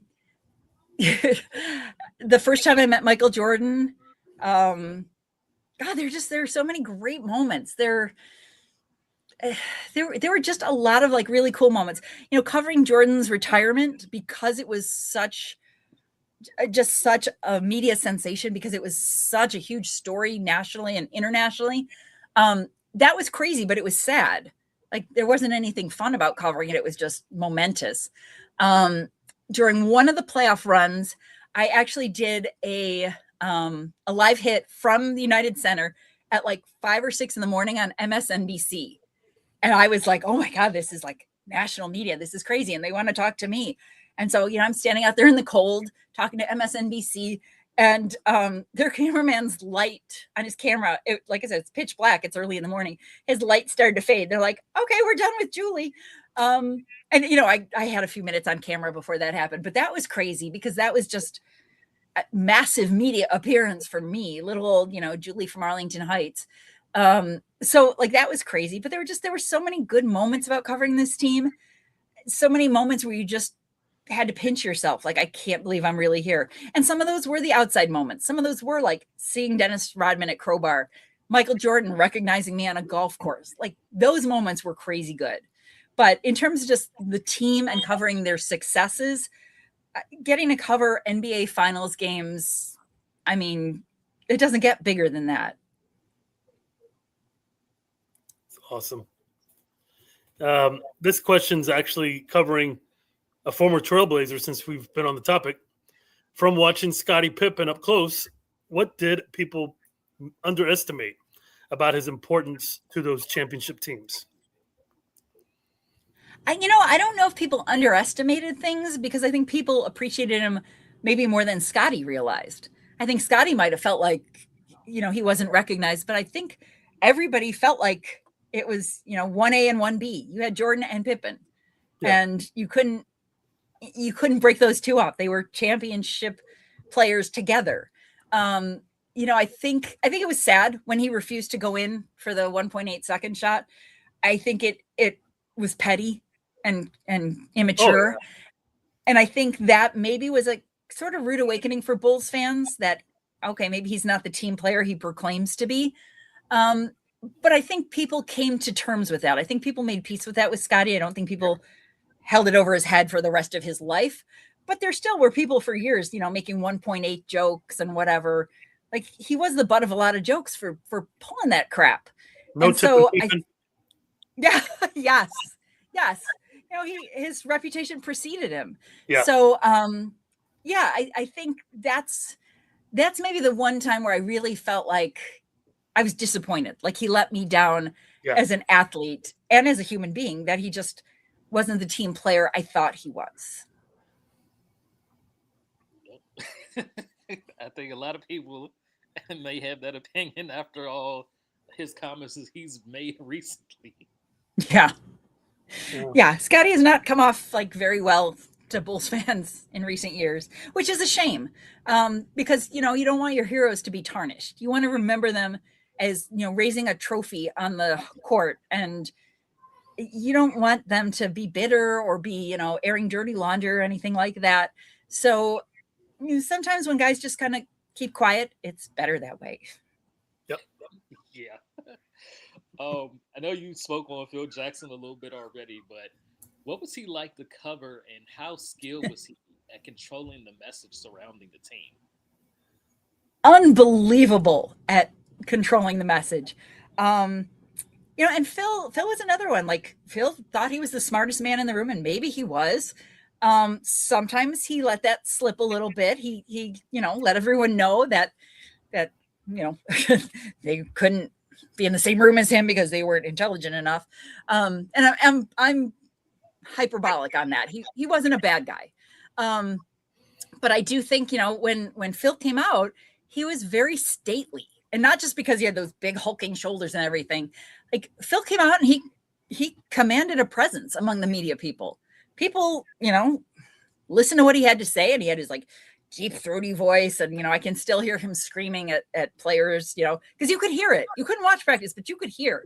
And so if he's going like, Luke, you couldn't help but hear it. And I think Phil came off as very erudite for a reason, because he was smart. I love that he gave the players books. I thought that was brilliant. Maybe they chucked him in the backseat of their car and never looked at him again. But I love that he picked out books that he felt like would be a good read for somebody. Like, that is my type of coach. I do love that somebody, loves to read and says, like, I read this book and I think this would be great for you. And I can't imagine there are many, if any, coaches who have ever done that besides Phil. But when he came out, you weren't going to goad him into saying anything controversial. You weren't going to trap him into revealing something he shouldn't, or disparaging his players. If he wanted to, let you know something about a player, he would, but he wasn't going to let you dictate that. And I think that's where what you're saying about controlling the dialogue, controlling the message, like that, Phil was excellent at that. The Zen master.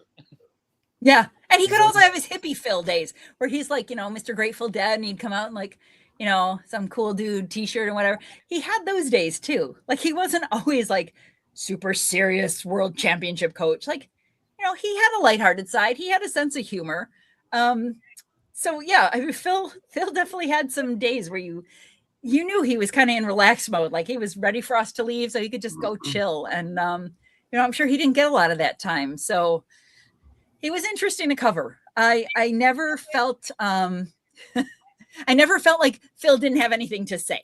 Let's put it that way. He always had something interesting to impart. Yeah. Julie, who was an underrated personality from those Bulls teams that you wish the fans knew more about? Oh man, that's a tough one. Because I feel like I've talked about some of the guys that I think people should know are great interviews, but you also know those guys. Like you said, Bill Wennington being on the radio broadcast, you know how funny he can be. Yes. The guy I will throw out, and this is a little self-serving, but John Paxson, I love Pax. I mean, I know he had his bumps in the road when he was in a management role, but just a great guy, a smart guy, really, family oriented, down to earth, just a cool guy. And I was shooting a pilot for a cooking show that I had developed that was sports and cooking. And I called John up, and right off the bat, he's like, whatever you need. Oh, you have the picture. Oh my gosh. Oh, nice. So this was many, many, many years ago. And that's me and John and his wife, Carolyn, who was lovely. And John was just like, tell me where to be. Tell me what you need me to do. And so I was emailing with Carolyn saying, what do you guys like to cook? What do you usually eat? And she's like, well, we eat a lot of salads. It's like, oh, give me something to work with.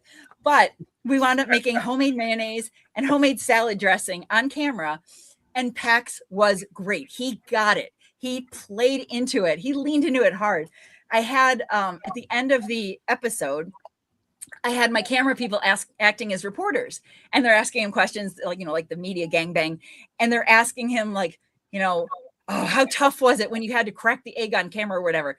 And Pax is like, I've hit game-winning 3-pointers in the playoffs, but oh God, the pressure of cracking that egg on camera, that was pressure. Like, he got it. He leaned into it hard.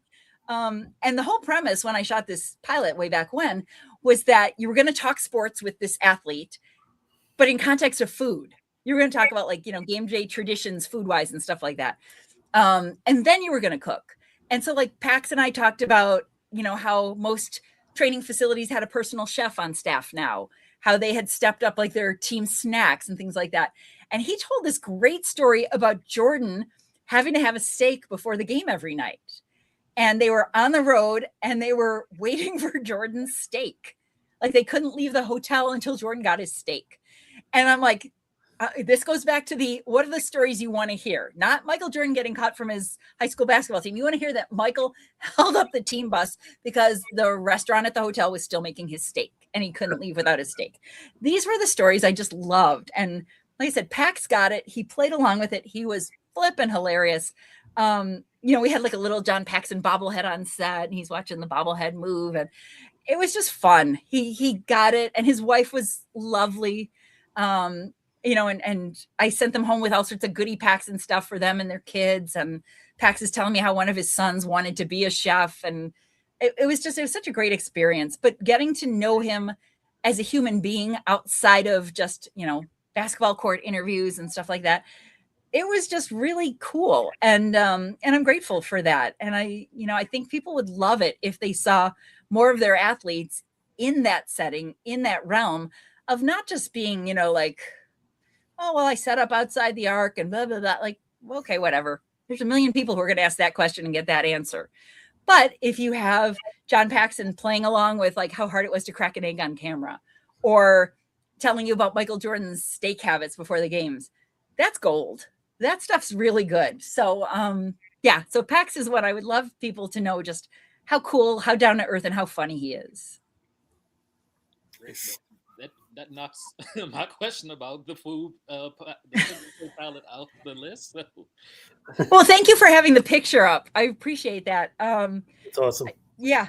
So this was many, many years ago. And I had worked in sports. I had worked in kitchens. I had a culinary arts degree. I had a radio, TV, film degree from Northwestern. And I just wanted to mesh everything. I wanted to combine my passions and talk about all of them and just love talking about them. And so I shot this pilot, and I had an agent at the time, and he got it as far as the Food Network. And the Food Network took me out for a steak dinner in Chicago. And Mark Summers with the Food Network basically told me, we love your show concept, but we want Emerald to do it. And I said no. And maybe if I had sold my idea to the Food Network, I could have retired and, just be, going on vacations every day or something. But I was just very adamant that I didn't know if Emerald knew sports, and I didn't want him to take my idea and ruin it. So I kept it, close to my heart, and the Food Network never got to do anything with it. And I kept it, in my little back corner. And then in recent years, with people having the platform on social media to put out their own videos, I'm like, well, why am I waiting for somebody to hire me to do this? I'm just going to make them. And so I've been making videos in my kitchen for almost a year now. I have 51, and every week it's just a different sports topic. So like when Derek Rose, when he was honored at the United Center this past season, I made Derek rosemary cheese straws. Oh, and it was so much fun. It's a couple minutes of just like talking sports, and then I cook, and then I wrap up, and it's done. And it's personality driven. I mean, I'm not making lobster thermidor. I'm making like fun stuff that people can make in their own kitchens. I sing and dance on camera. I've held my dogs up on camera. It's just fun. And that's what people enjoy watching. That's what people connect with. And I try and keep them short. I keep them like, 10 to 15 minutes. So if someone has time on their lunch break, they can just click on it and watch it. So it's just such a passionate project for me, and I love every minute of it.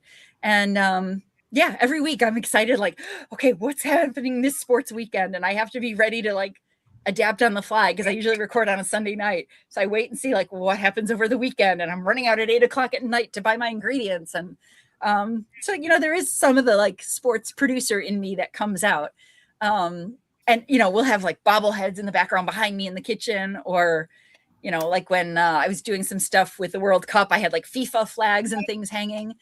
It's just fun. And, really you have this crossover, people who love sports, people who love food. Sometimes they love both. Sometimes they know nothing about the other corner, but there's kind of something for everybody.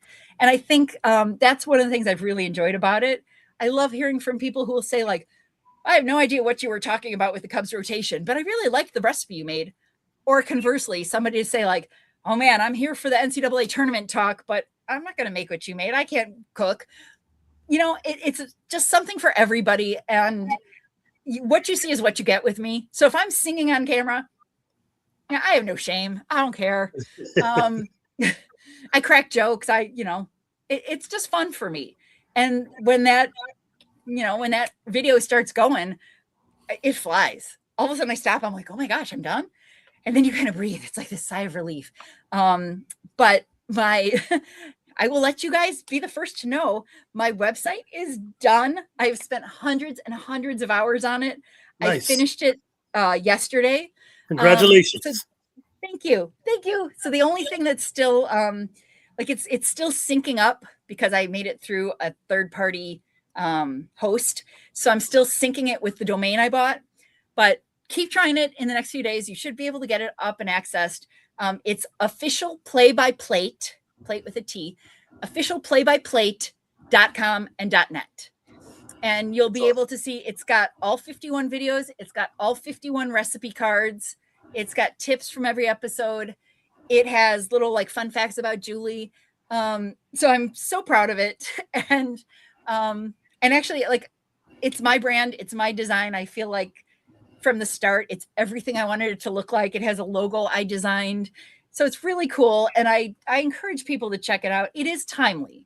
It is based on what's going on in sports. So I made eclair cake with graham crackers when they hired Bryson Graham. I did the Derek Rose rosemary cheese straws when they honored Derek Rose. Right now, it's heavy baseball because it's baseball season. It's going to start ramping up into the NFL. But I assure people, like, I've talked so many different sports in the last year. If you don't love this sports topic, you'll love the recipe. So, but there's definitely going to be some good stuff to talk about with the Bulls this year.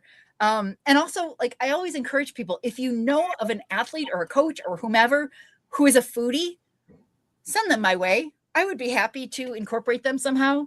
When the White Sox drafted Rock Chalowski a few months ago, he said on camera, he's a foodie. And I'm like, I need him in my kitchen. I need to know what he likes to eat. Like, this is gold. So in case you can't tell, I'm really proud of it and I really love it. And it's just I don't know where it's going to go. I don't, I could just be doing this in my kitchen for the next couple of years. And my husband will be saying like, you're not getting paid to do this, but it's fun. I really do enjoy it. And I love connecting with people. And when I see people reposting, retweeting, Ozzie Guillen's kids liked one of the Ozzie videos I did, which was awesome.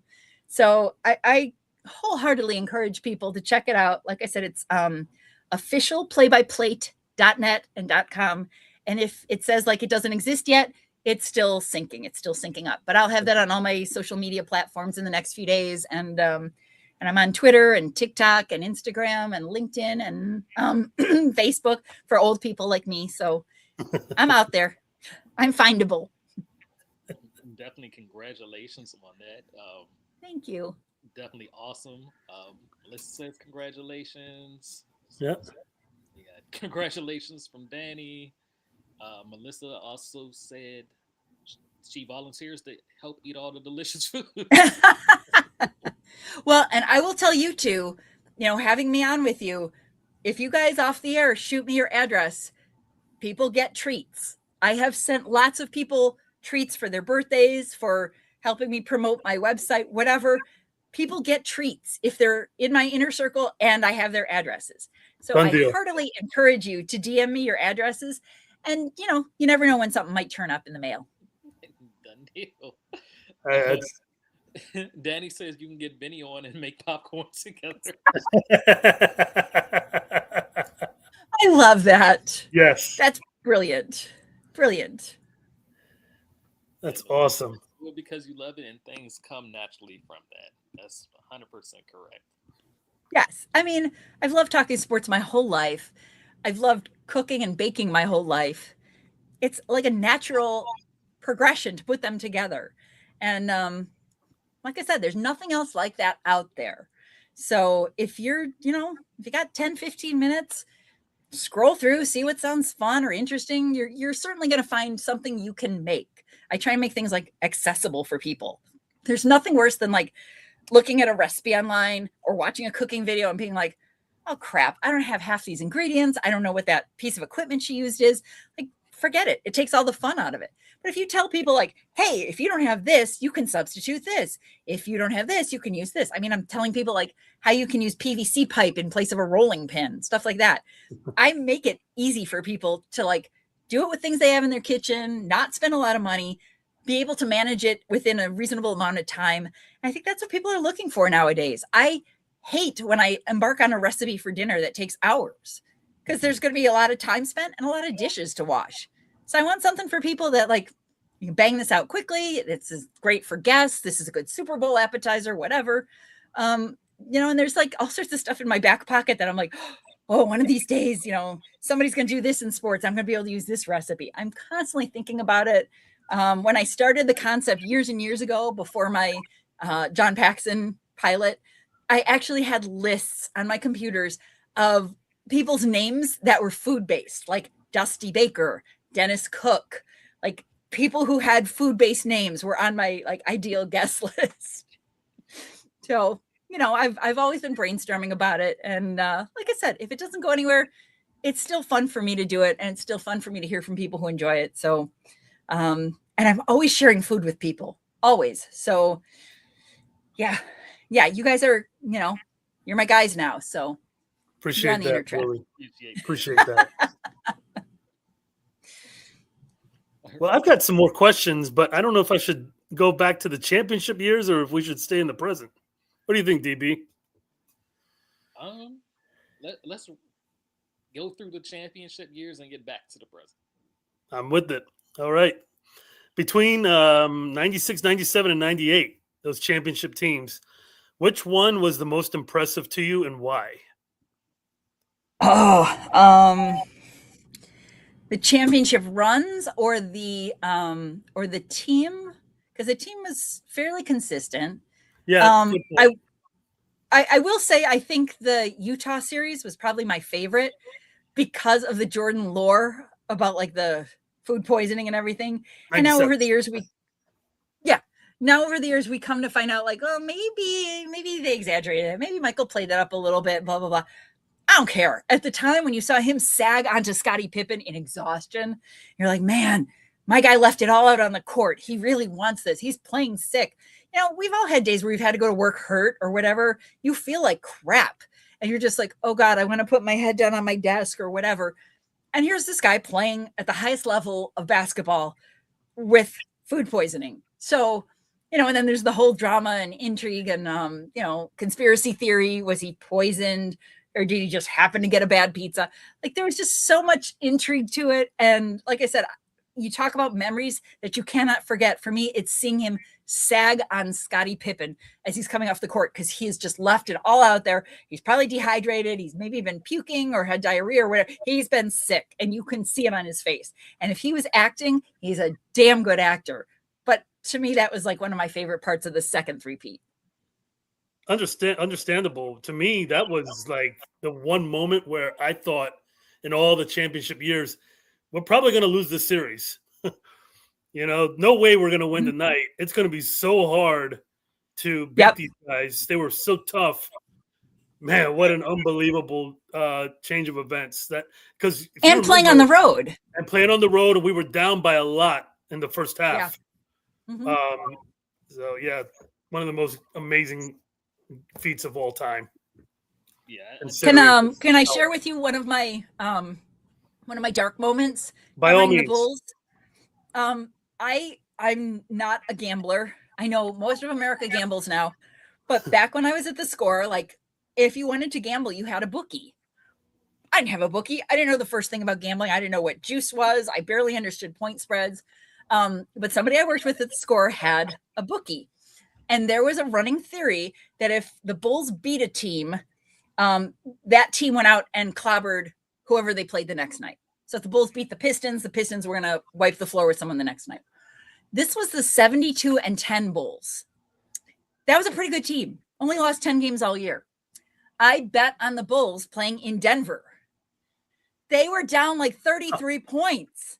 It was the worst loss of the year. Yes. And I was like, oh my God. I needed my rent money and I just spent it on the Bulls, and you know, he who gambles lives in shambles. But I had also bet the Golden State Warriors to win because the Bulls had demolished them. And so I bet the Warriors to beat whoever they were playing, and they won. So it was a wash. And the person who placed the bet for me said, I'll cover your juice. It's your first time. I'm like, first and last time. I never want to lose money like this again. And it's not even like I lost like thousands of dollars, but just like seeing my money gone because this Bulls team that was unbeatable got beat by the Nuggets. I was like, I'm done. I'm not gambling anymore. So that was a very low moment for me in the 72-10 Bulls season. I think that was the one time where they won or lost two consecutive. Lost to Phoenix the game before, I believe. Yeah. Yes. Lost to Phoenix and then lost to Denver. That was felt very bad. This season. Yes.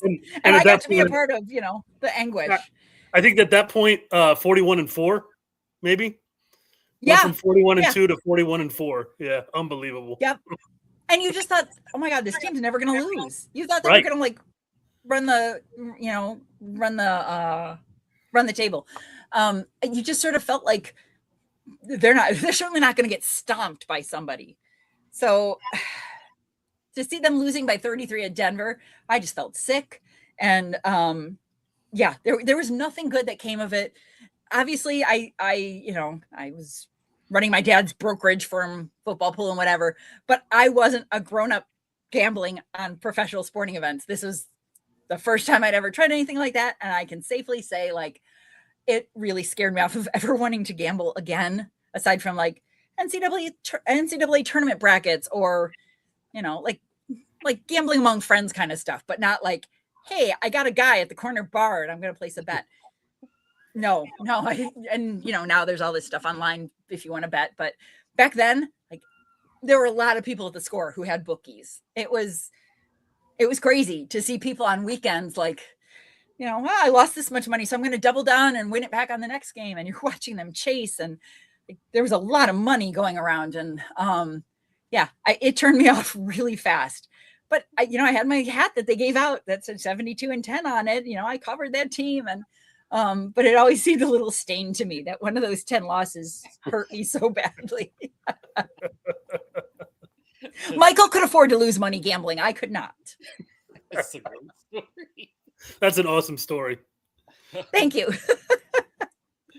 Like I said, what you see is what you get. I got no filter. It's awesome. Going back to Jerry Krause for a second, with the whole telling Phil, no, you go 82-0 and you're still out of here next year. That 97-98 season, how noticeable was the tension surrounding the organization with the possibility of the dynasty coming to an end? Oh, it was palpable. You definitely felt it. There was like a sadness to it. There was a bitterness to it. There was a snarkiness to it. And it was a lot of it was ego driven. It was just wanting to prove, like, I don't need these guys. I could build a team without them. And I don't need this guy. I'm the coach. I know how to, I don't need him. I'm the best player in the world. Like, there's a lot of like wanting to make yourself top of the pyramid. Instead of that we're all in this together, everybody, all for one for all. So it got distasteful. And really, you just wanted people to put their egos aside and just say, like, all right, I don't like you, you don't like me, but we like to win. And once they took that step toward breaking up the dynasty, I don't know if you envisioned that it was going to be this many years of futility, but you knew it was probably going to be a while before they were good again. And every time I would cover like a Bulls draft day, oh, good, they drafted Elton Brand or whatever. Like, you got excited for a little while. I covered the night they drafted Eddie Curry and Tyson Chandler. Like, you got excited on draft night, and then you'd be like, oh, or everyone else be signing free agents or making trades or whatever. And you just felt like, okay, here we are, we're going to lose. And, it took the wind out of everybody's sails, especially when you had guys that wanted to continue.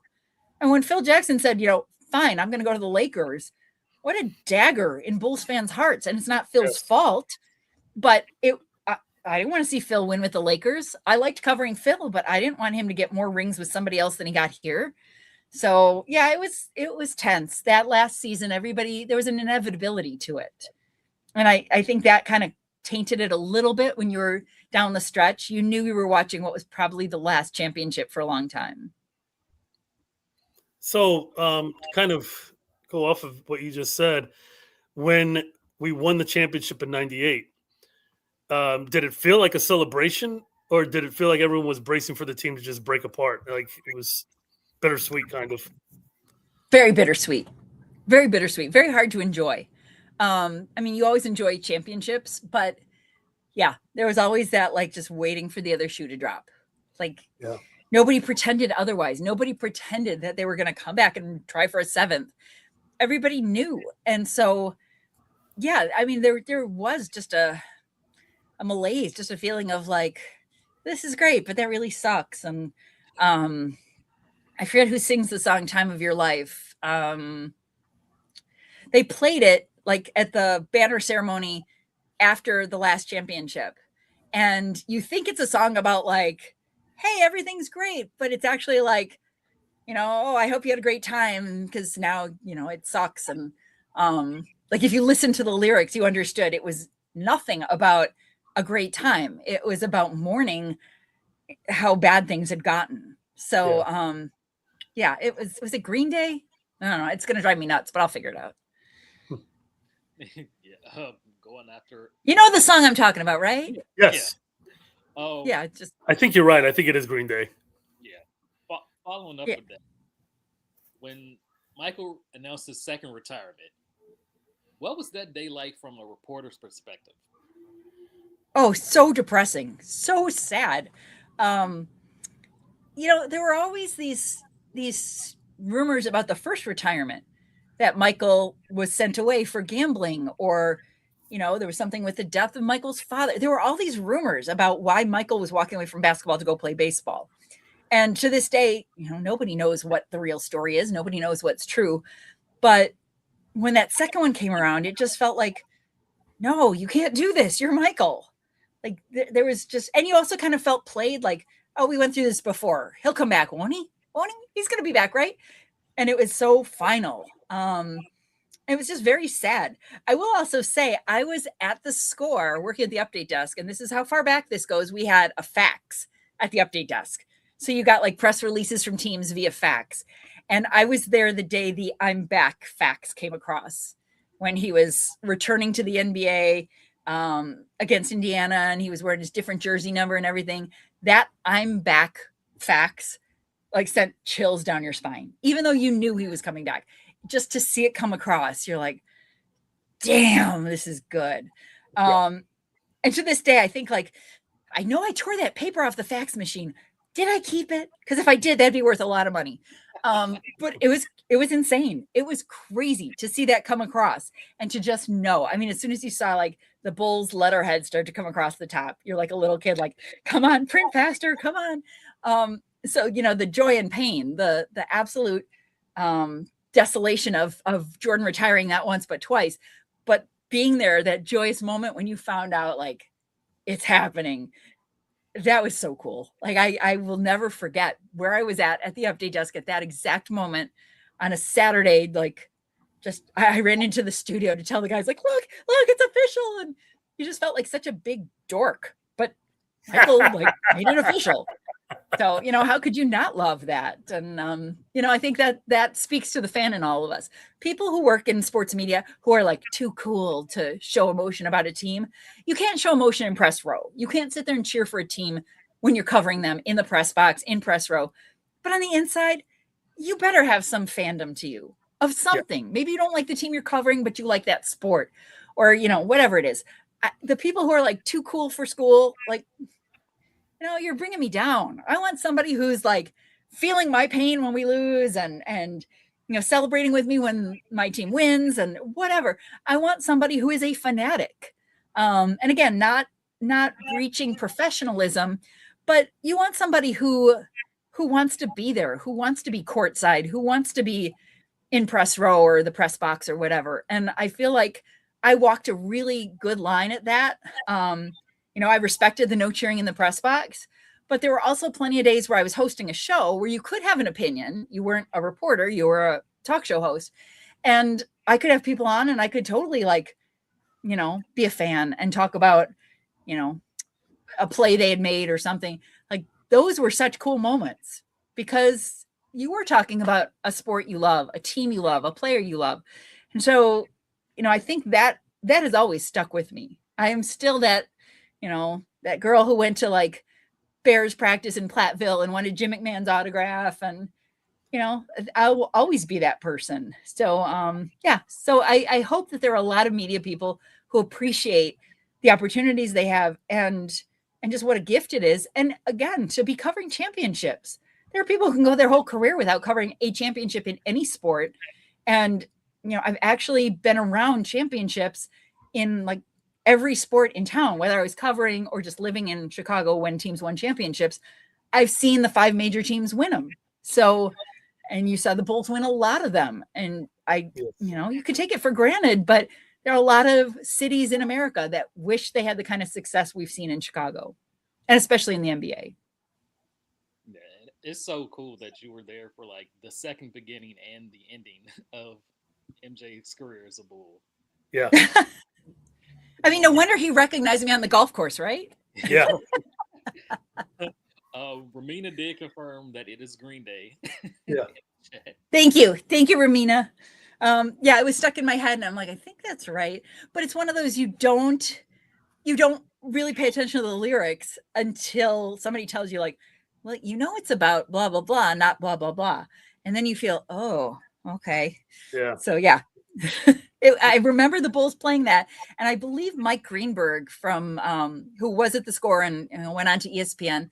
I believe Greeny was sitting next to me when they played that song, and he was probably the one who made me aware that this is not a celebratory song.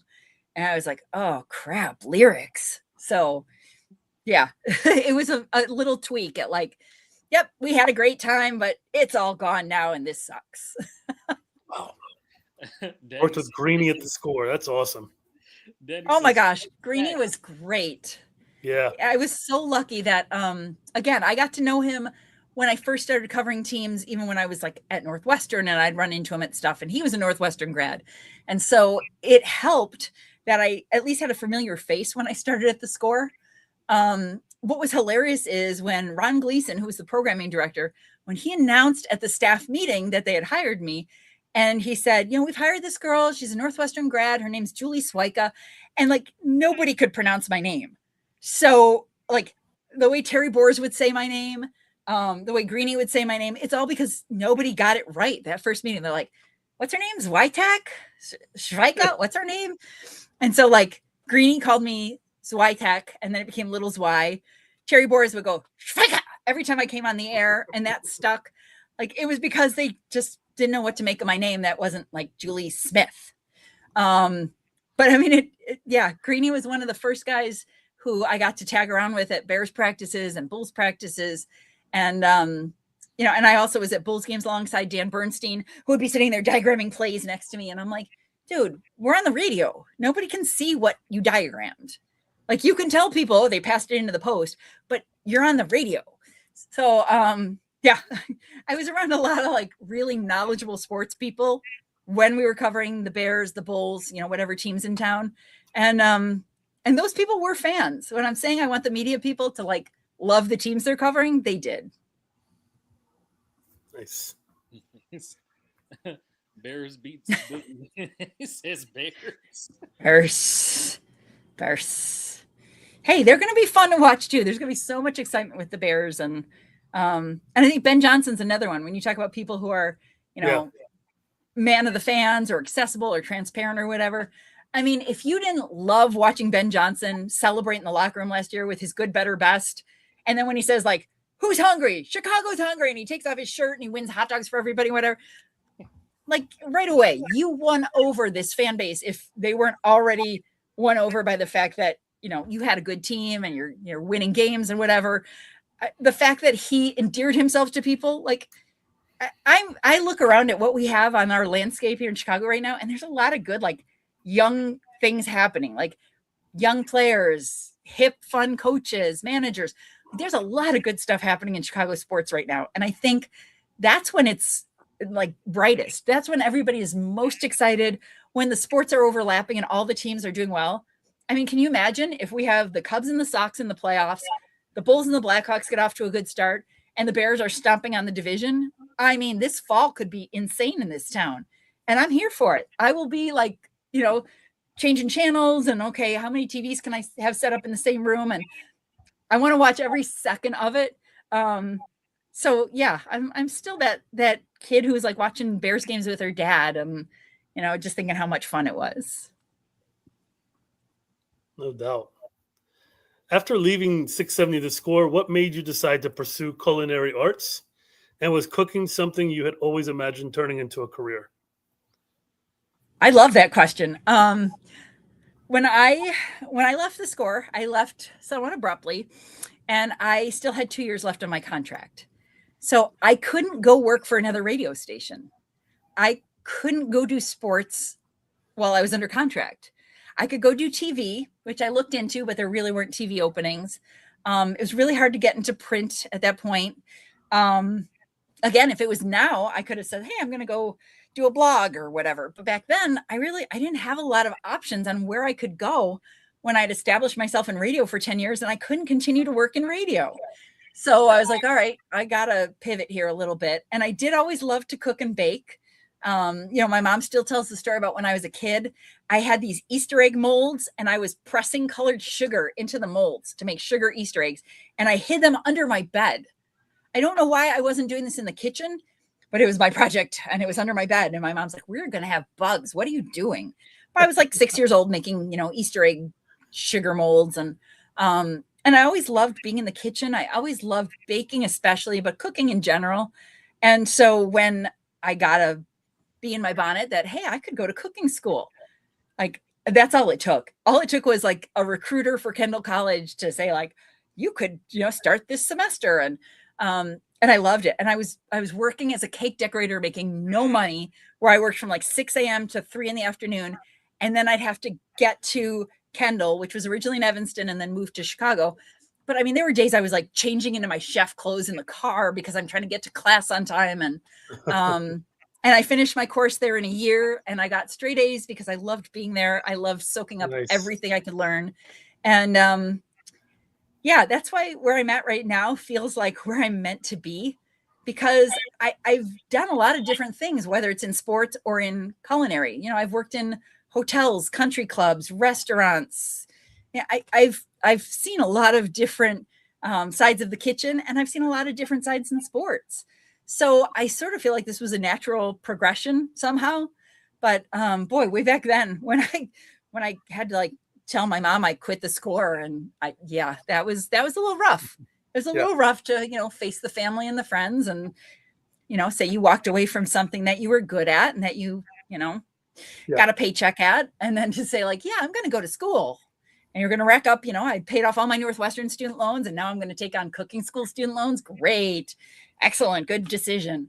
But, you know, I have no regrets. I feel like, you know, we make choices in life for reasons. We're meant to be led in certain directions.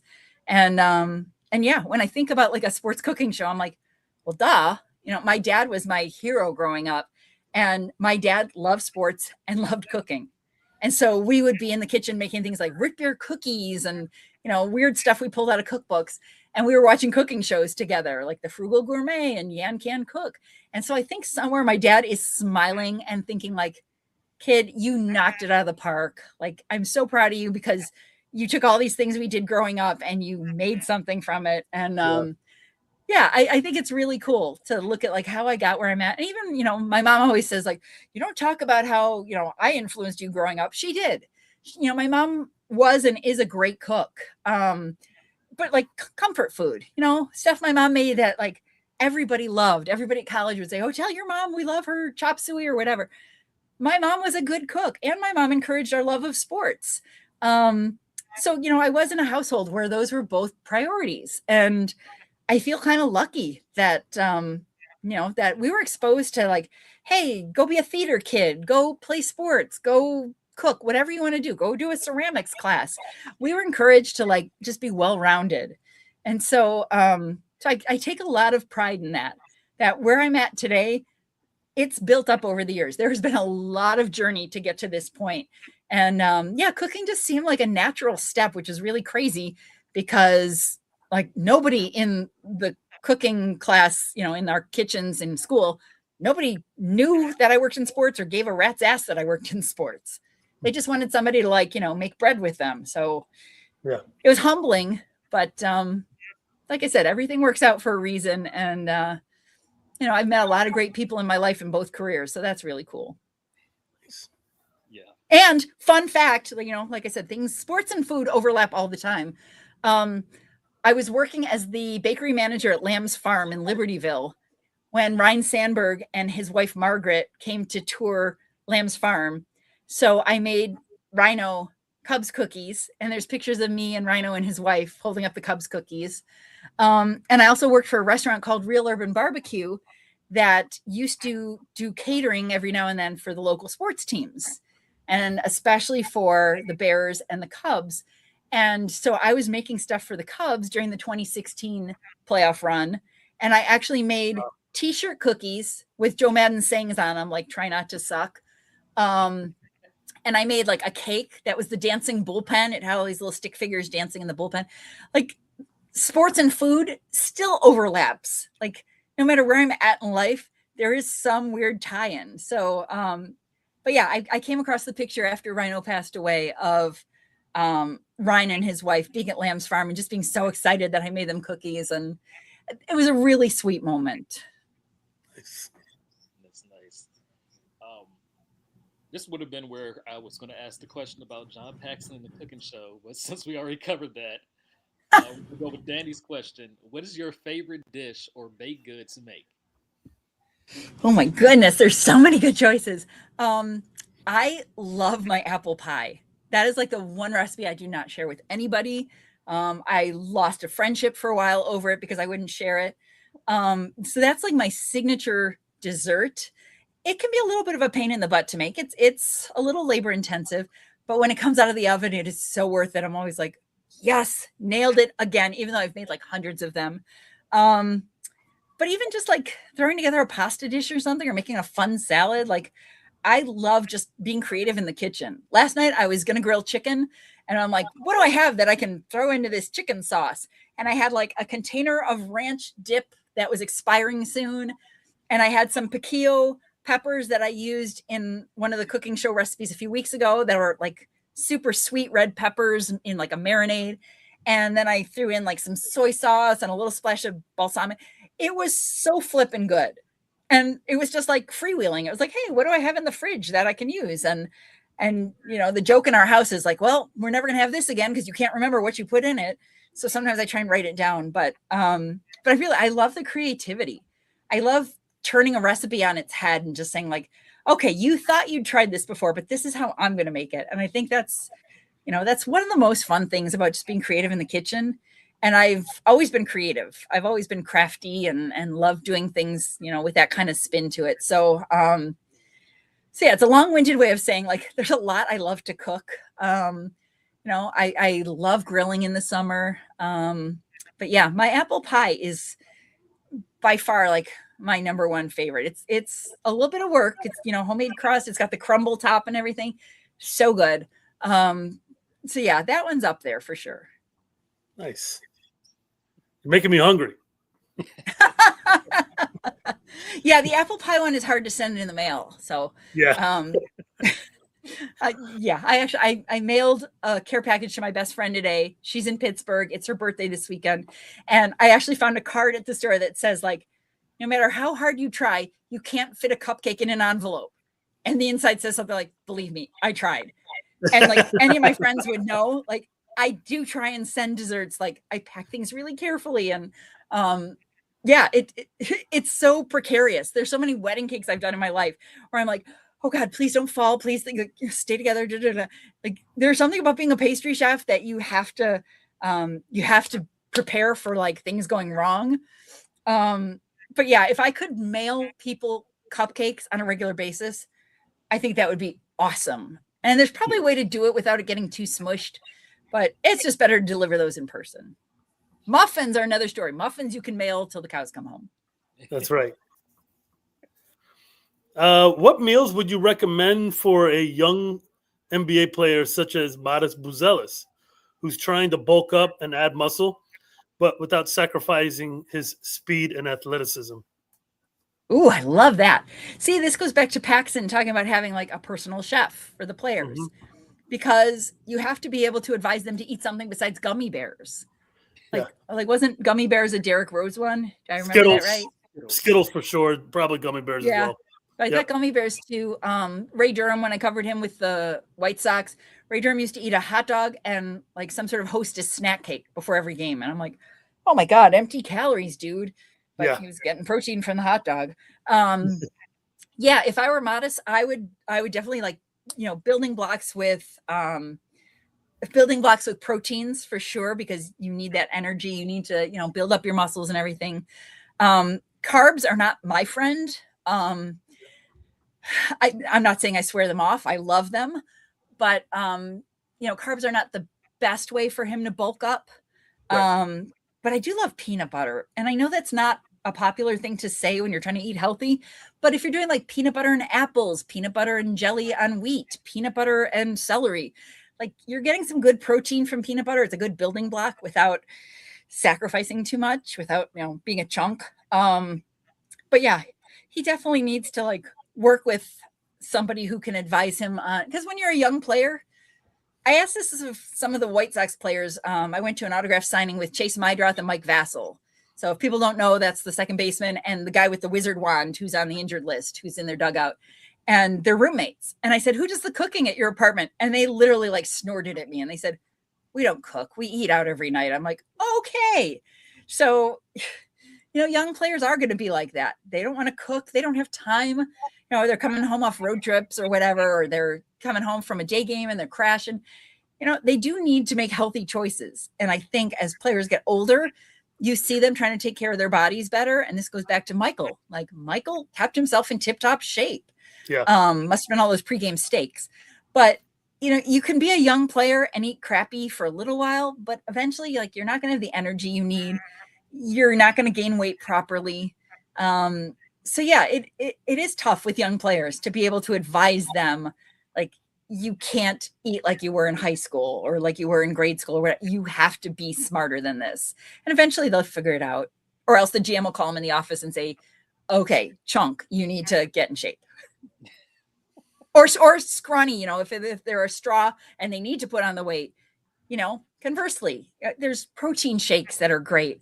I love making smoothies, which I know is like heavier sugar than people advise, but I always have leftover fruit from pastries and things I'm making. So I'm always freezing the fruit and just like, okay, cool. It's in the freezer if I want to make a smoothie. And like that could be lunch for me one day if it's a really good smoothie. So, and if you're not having one for lunch and it's like after dinner and you're just having one as like an adult beverage, I highly recommend mixing your smoothie with a Mike's Hard whatever. Mike's Hard Black Cherry is excellent for smoothies.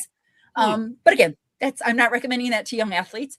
I'm saying if somebody needs like a good after dinner refreshing drink while you're sitting out on the patio in the summer, highly recommended. That sounds very good. You sold me. And a little bit of lime sherbet. That's a secret ingredient. Oh, Okay. Sydney Brown in the comments said, "Hey guys, ask Julie about the argument of Mark had Lily with her husband." I love Sid. Sid's the best. When my husband and I were dating, so we're a mixed marriage. I'm a Sox fan. He's a Cubs fan. We had a Cubs Sox wedding reception. And when we were dating, he was insistent that Ted Lilly was a better pitcher than Mark Burley. And like, I was like, like the little emoji going, like, I couldn't believe what heresy that was, what blasphemy.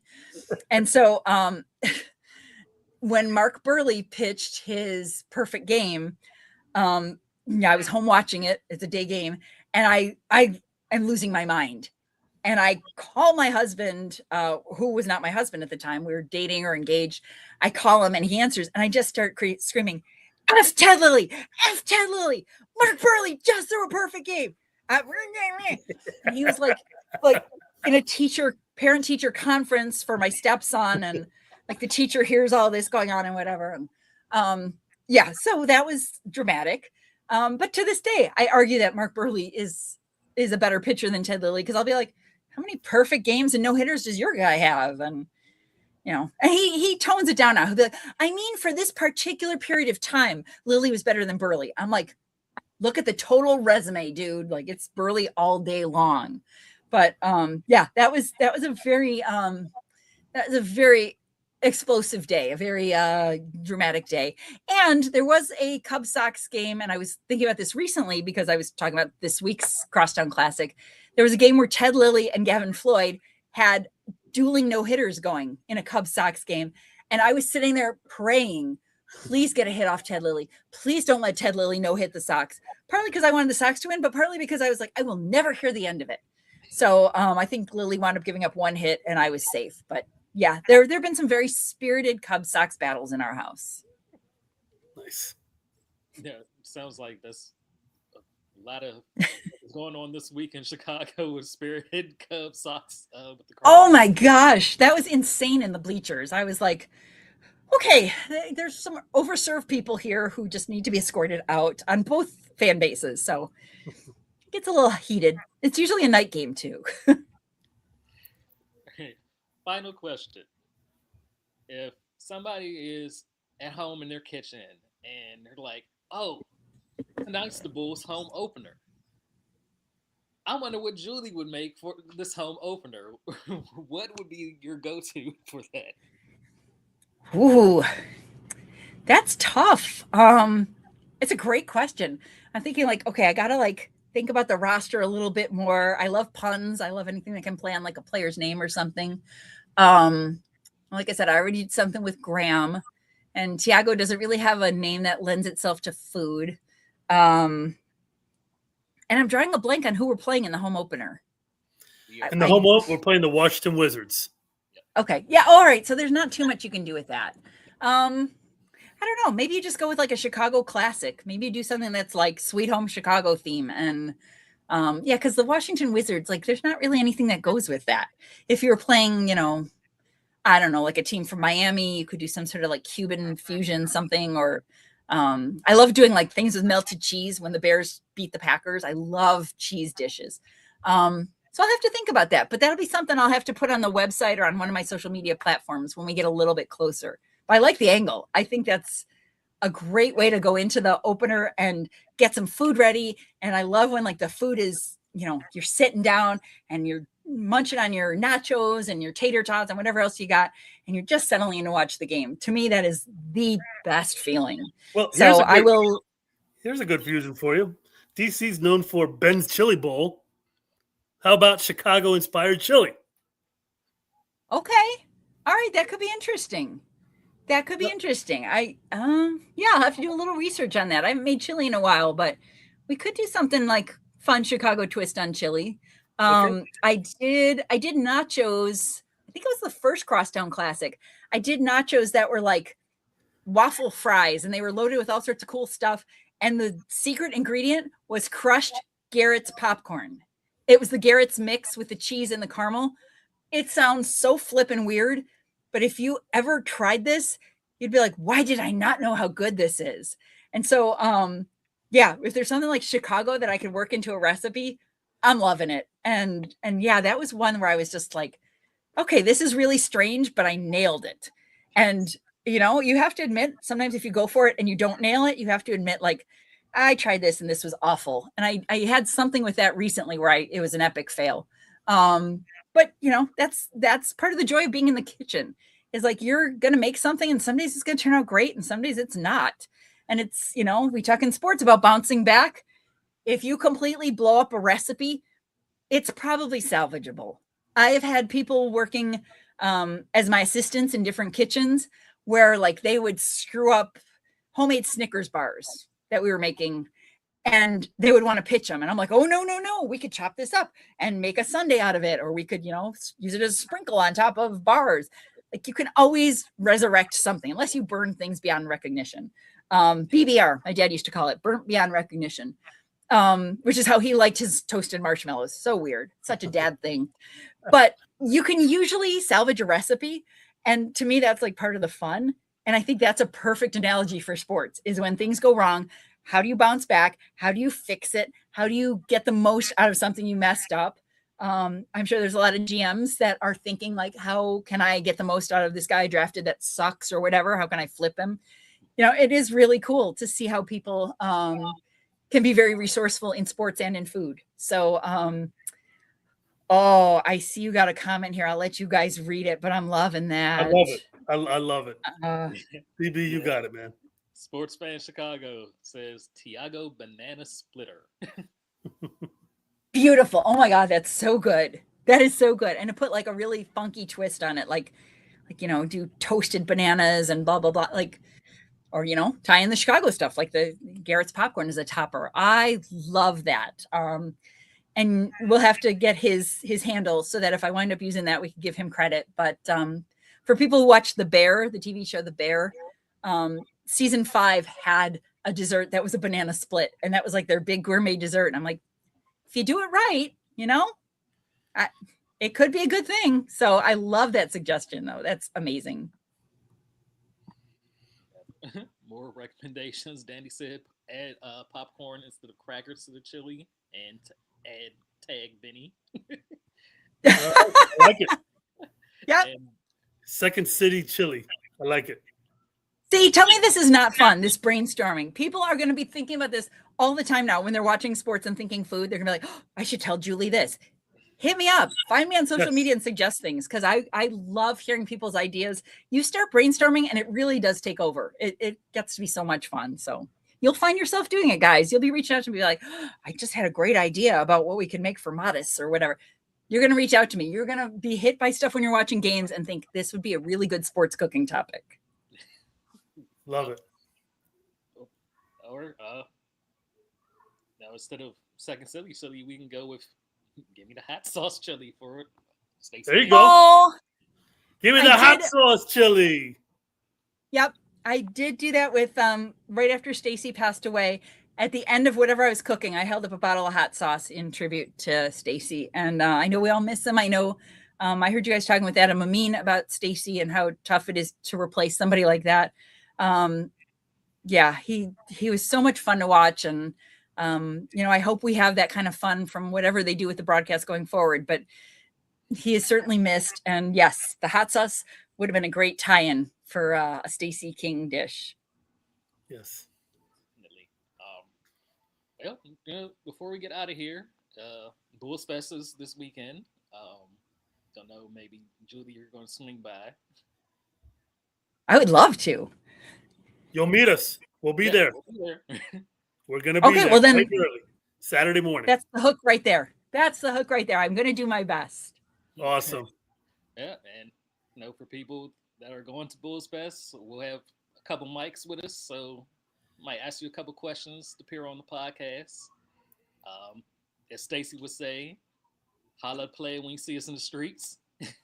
And Julie, I'm going to let you go ahead and plug where they can watch you cook and drop your website once again. Awesome.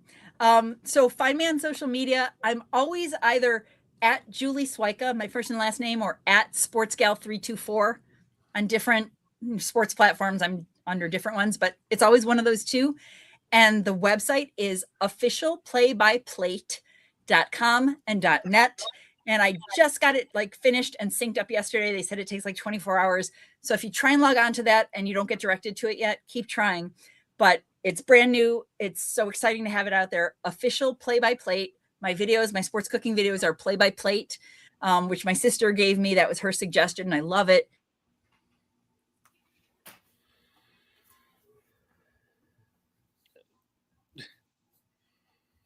Look like Julie froze here.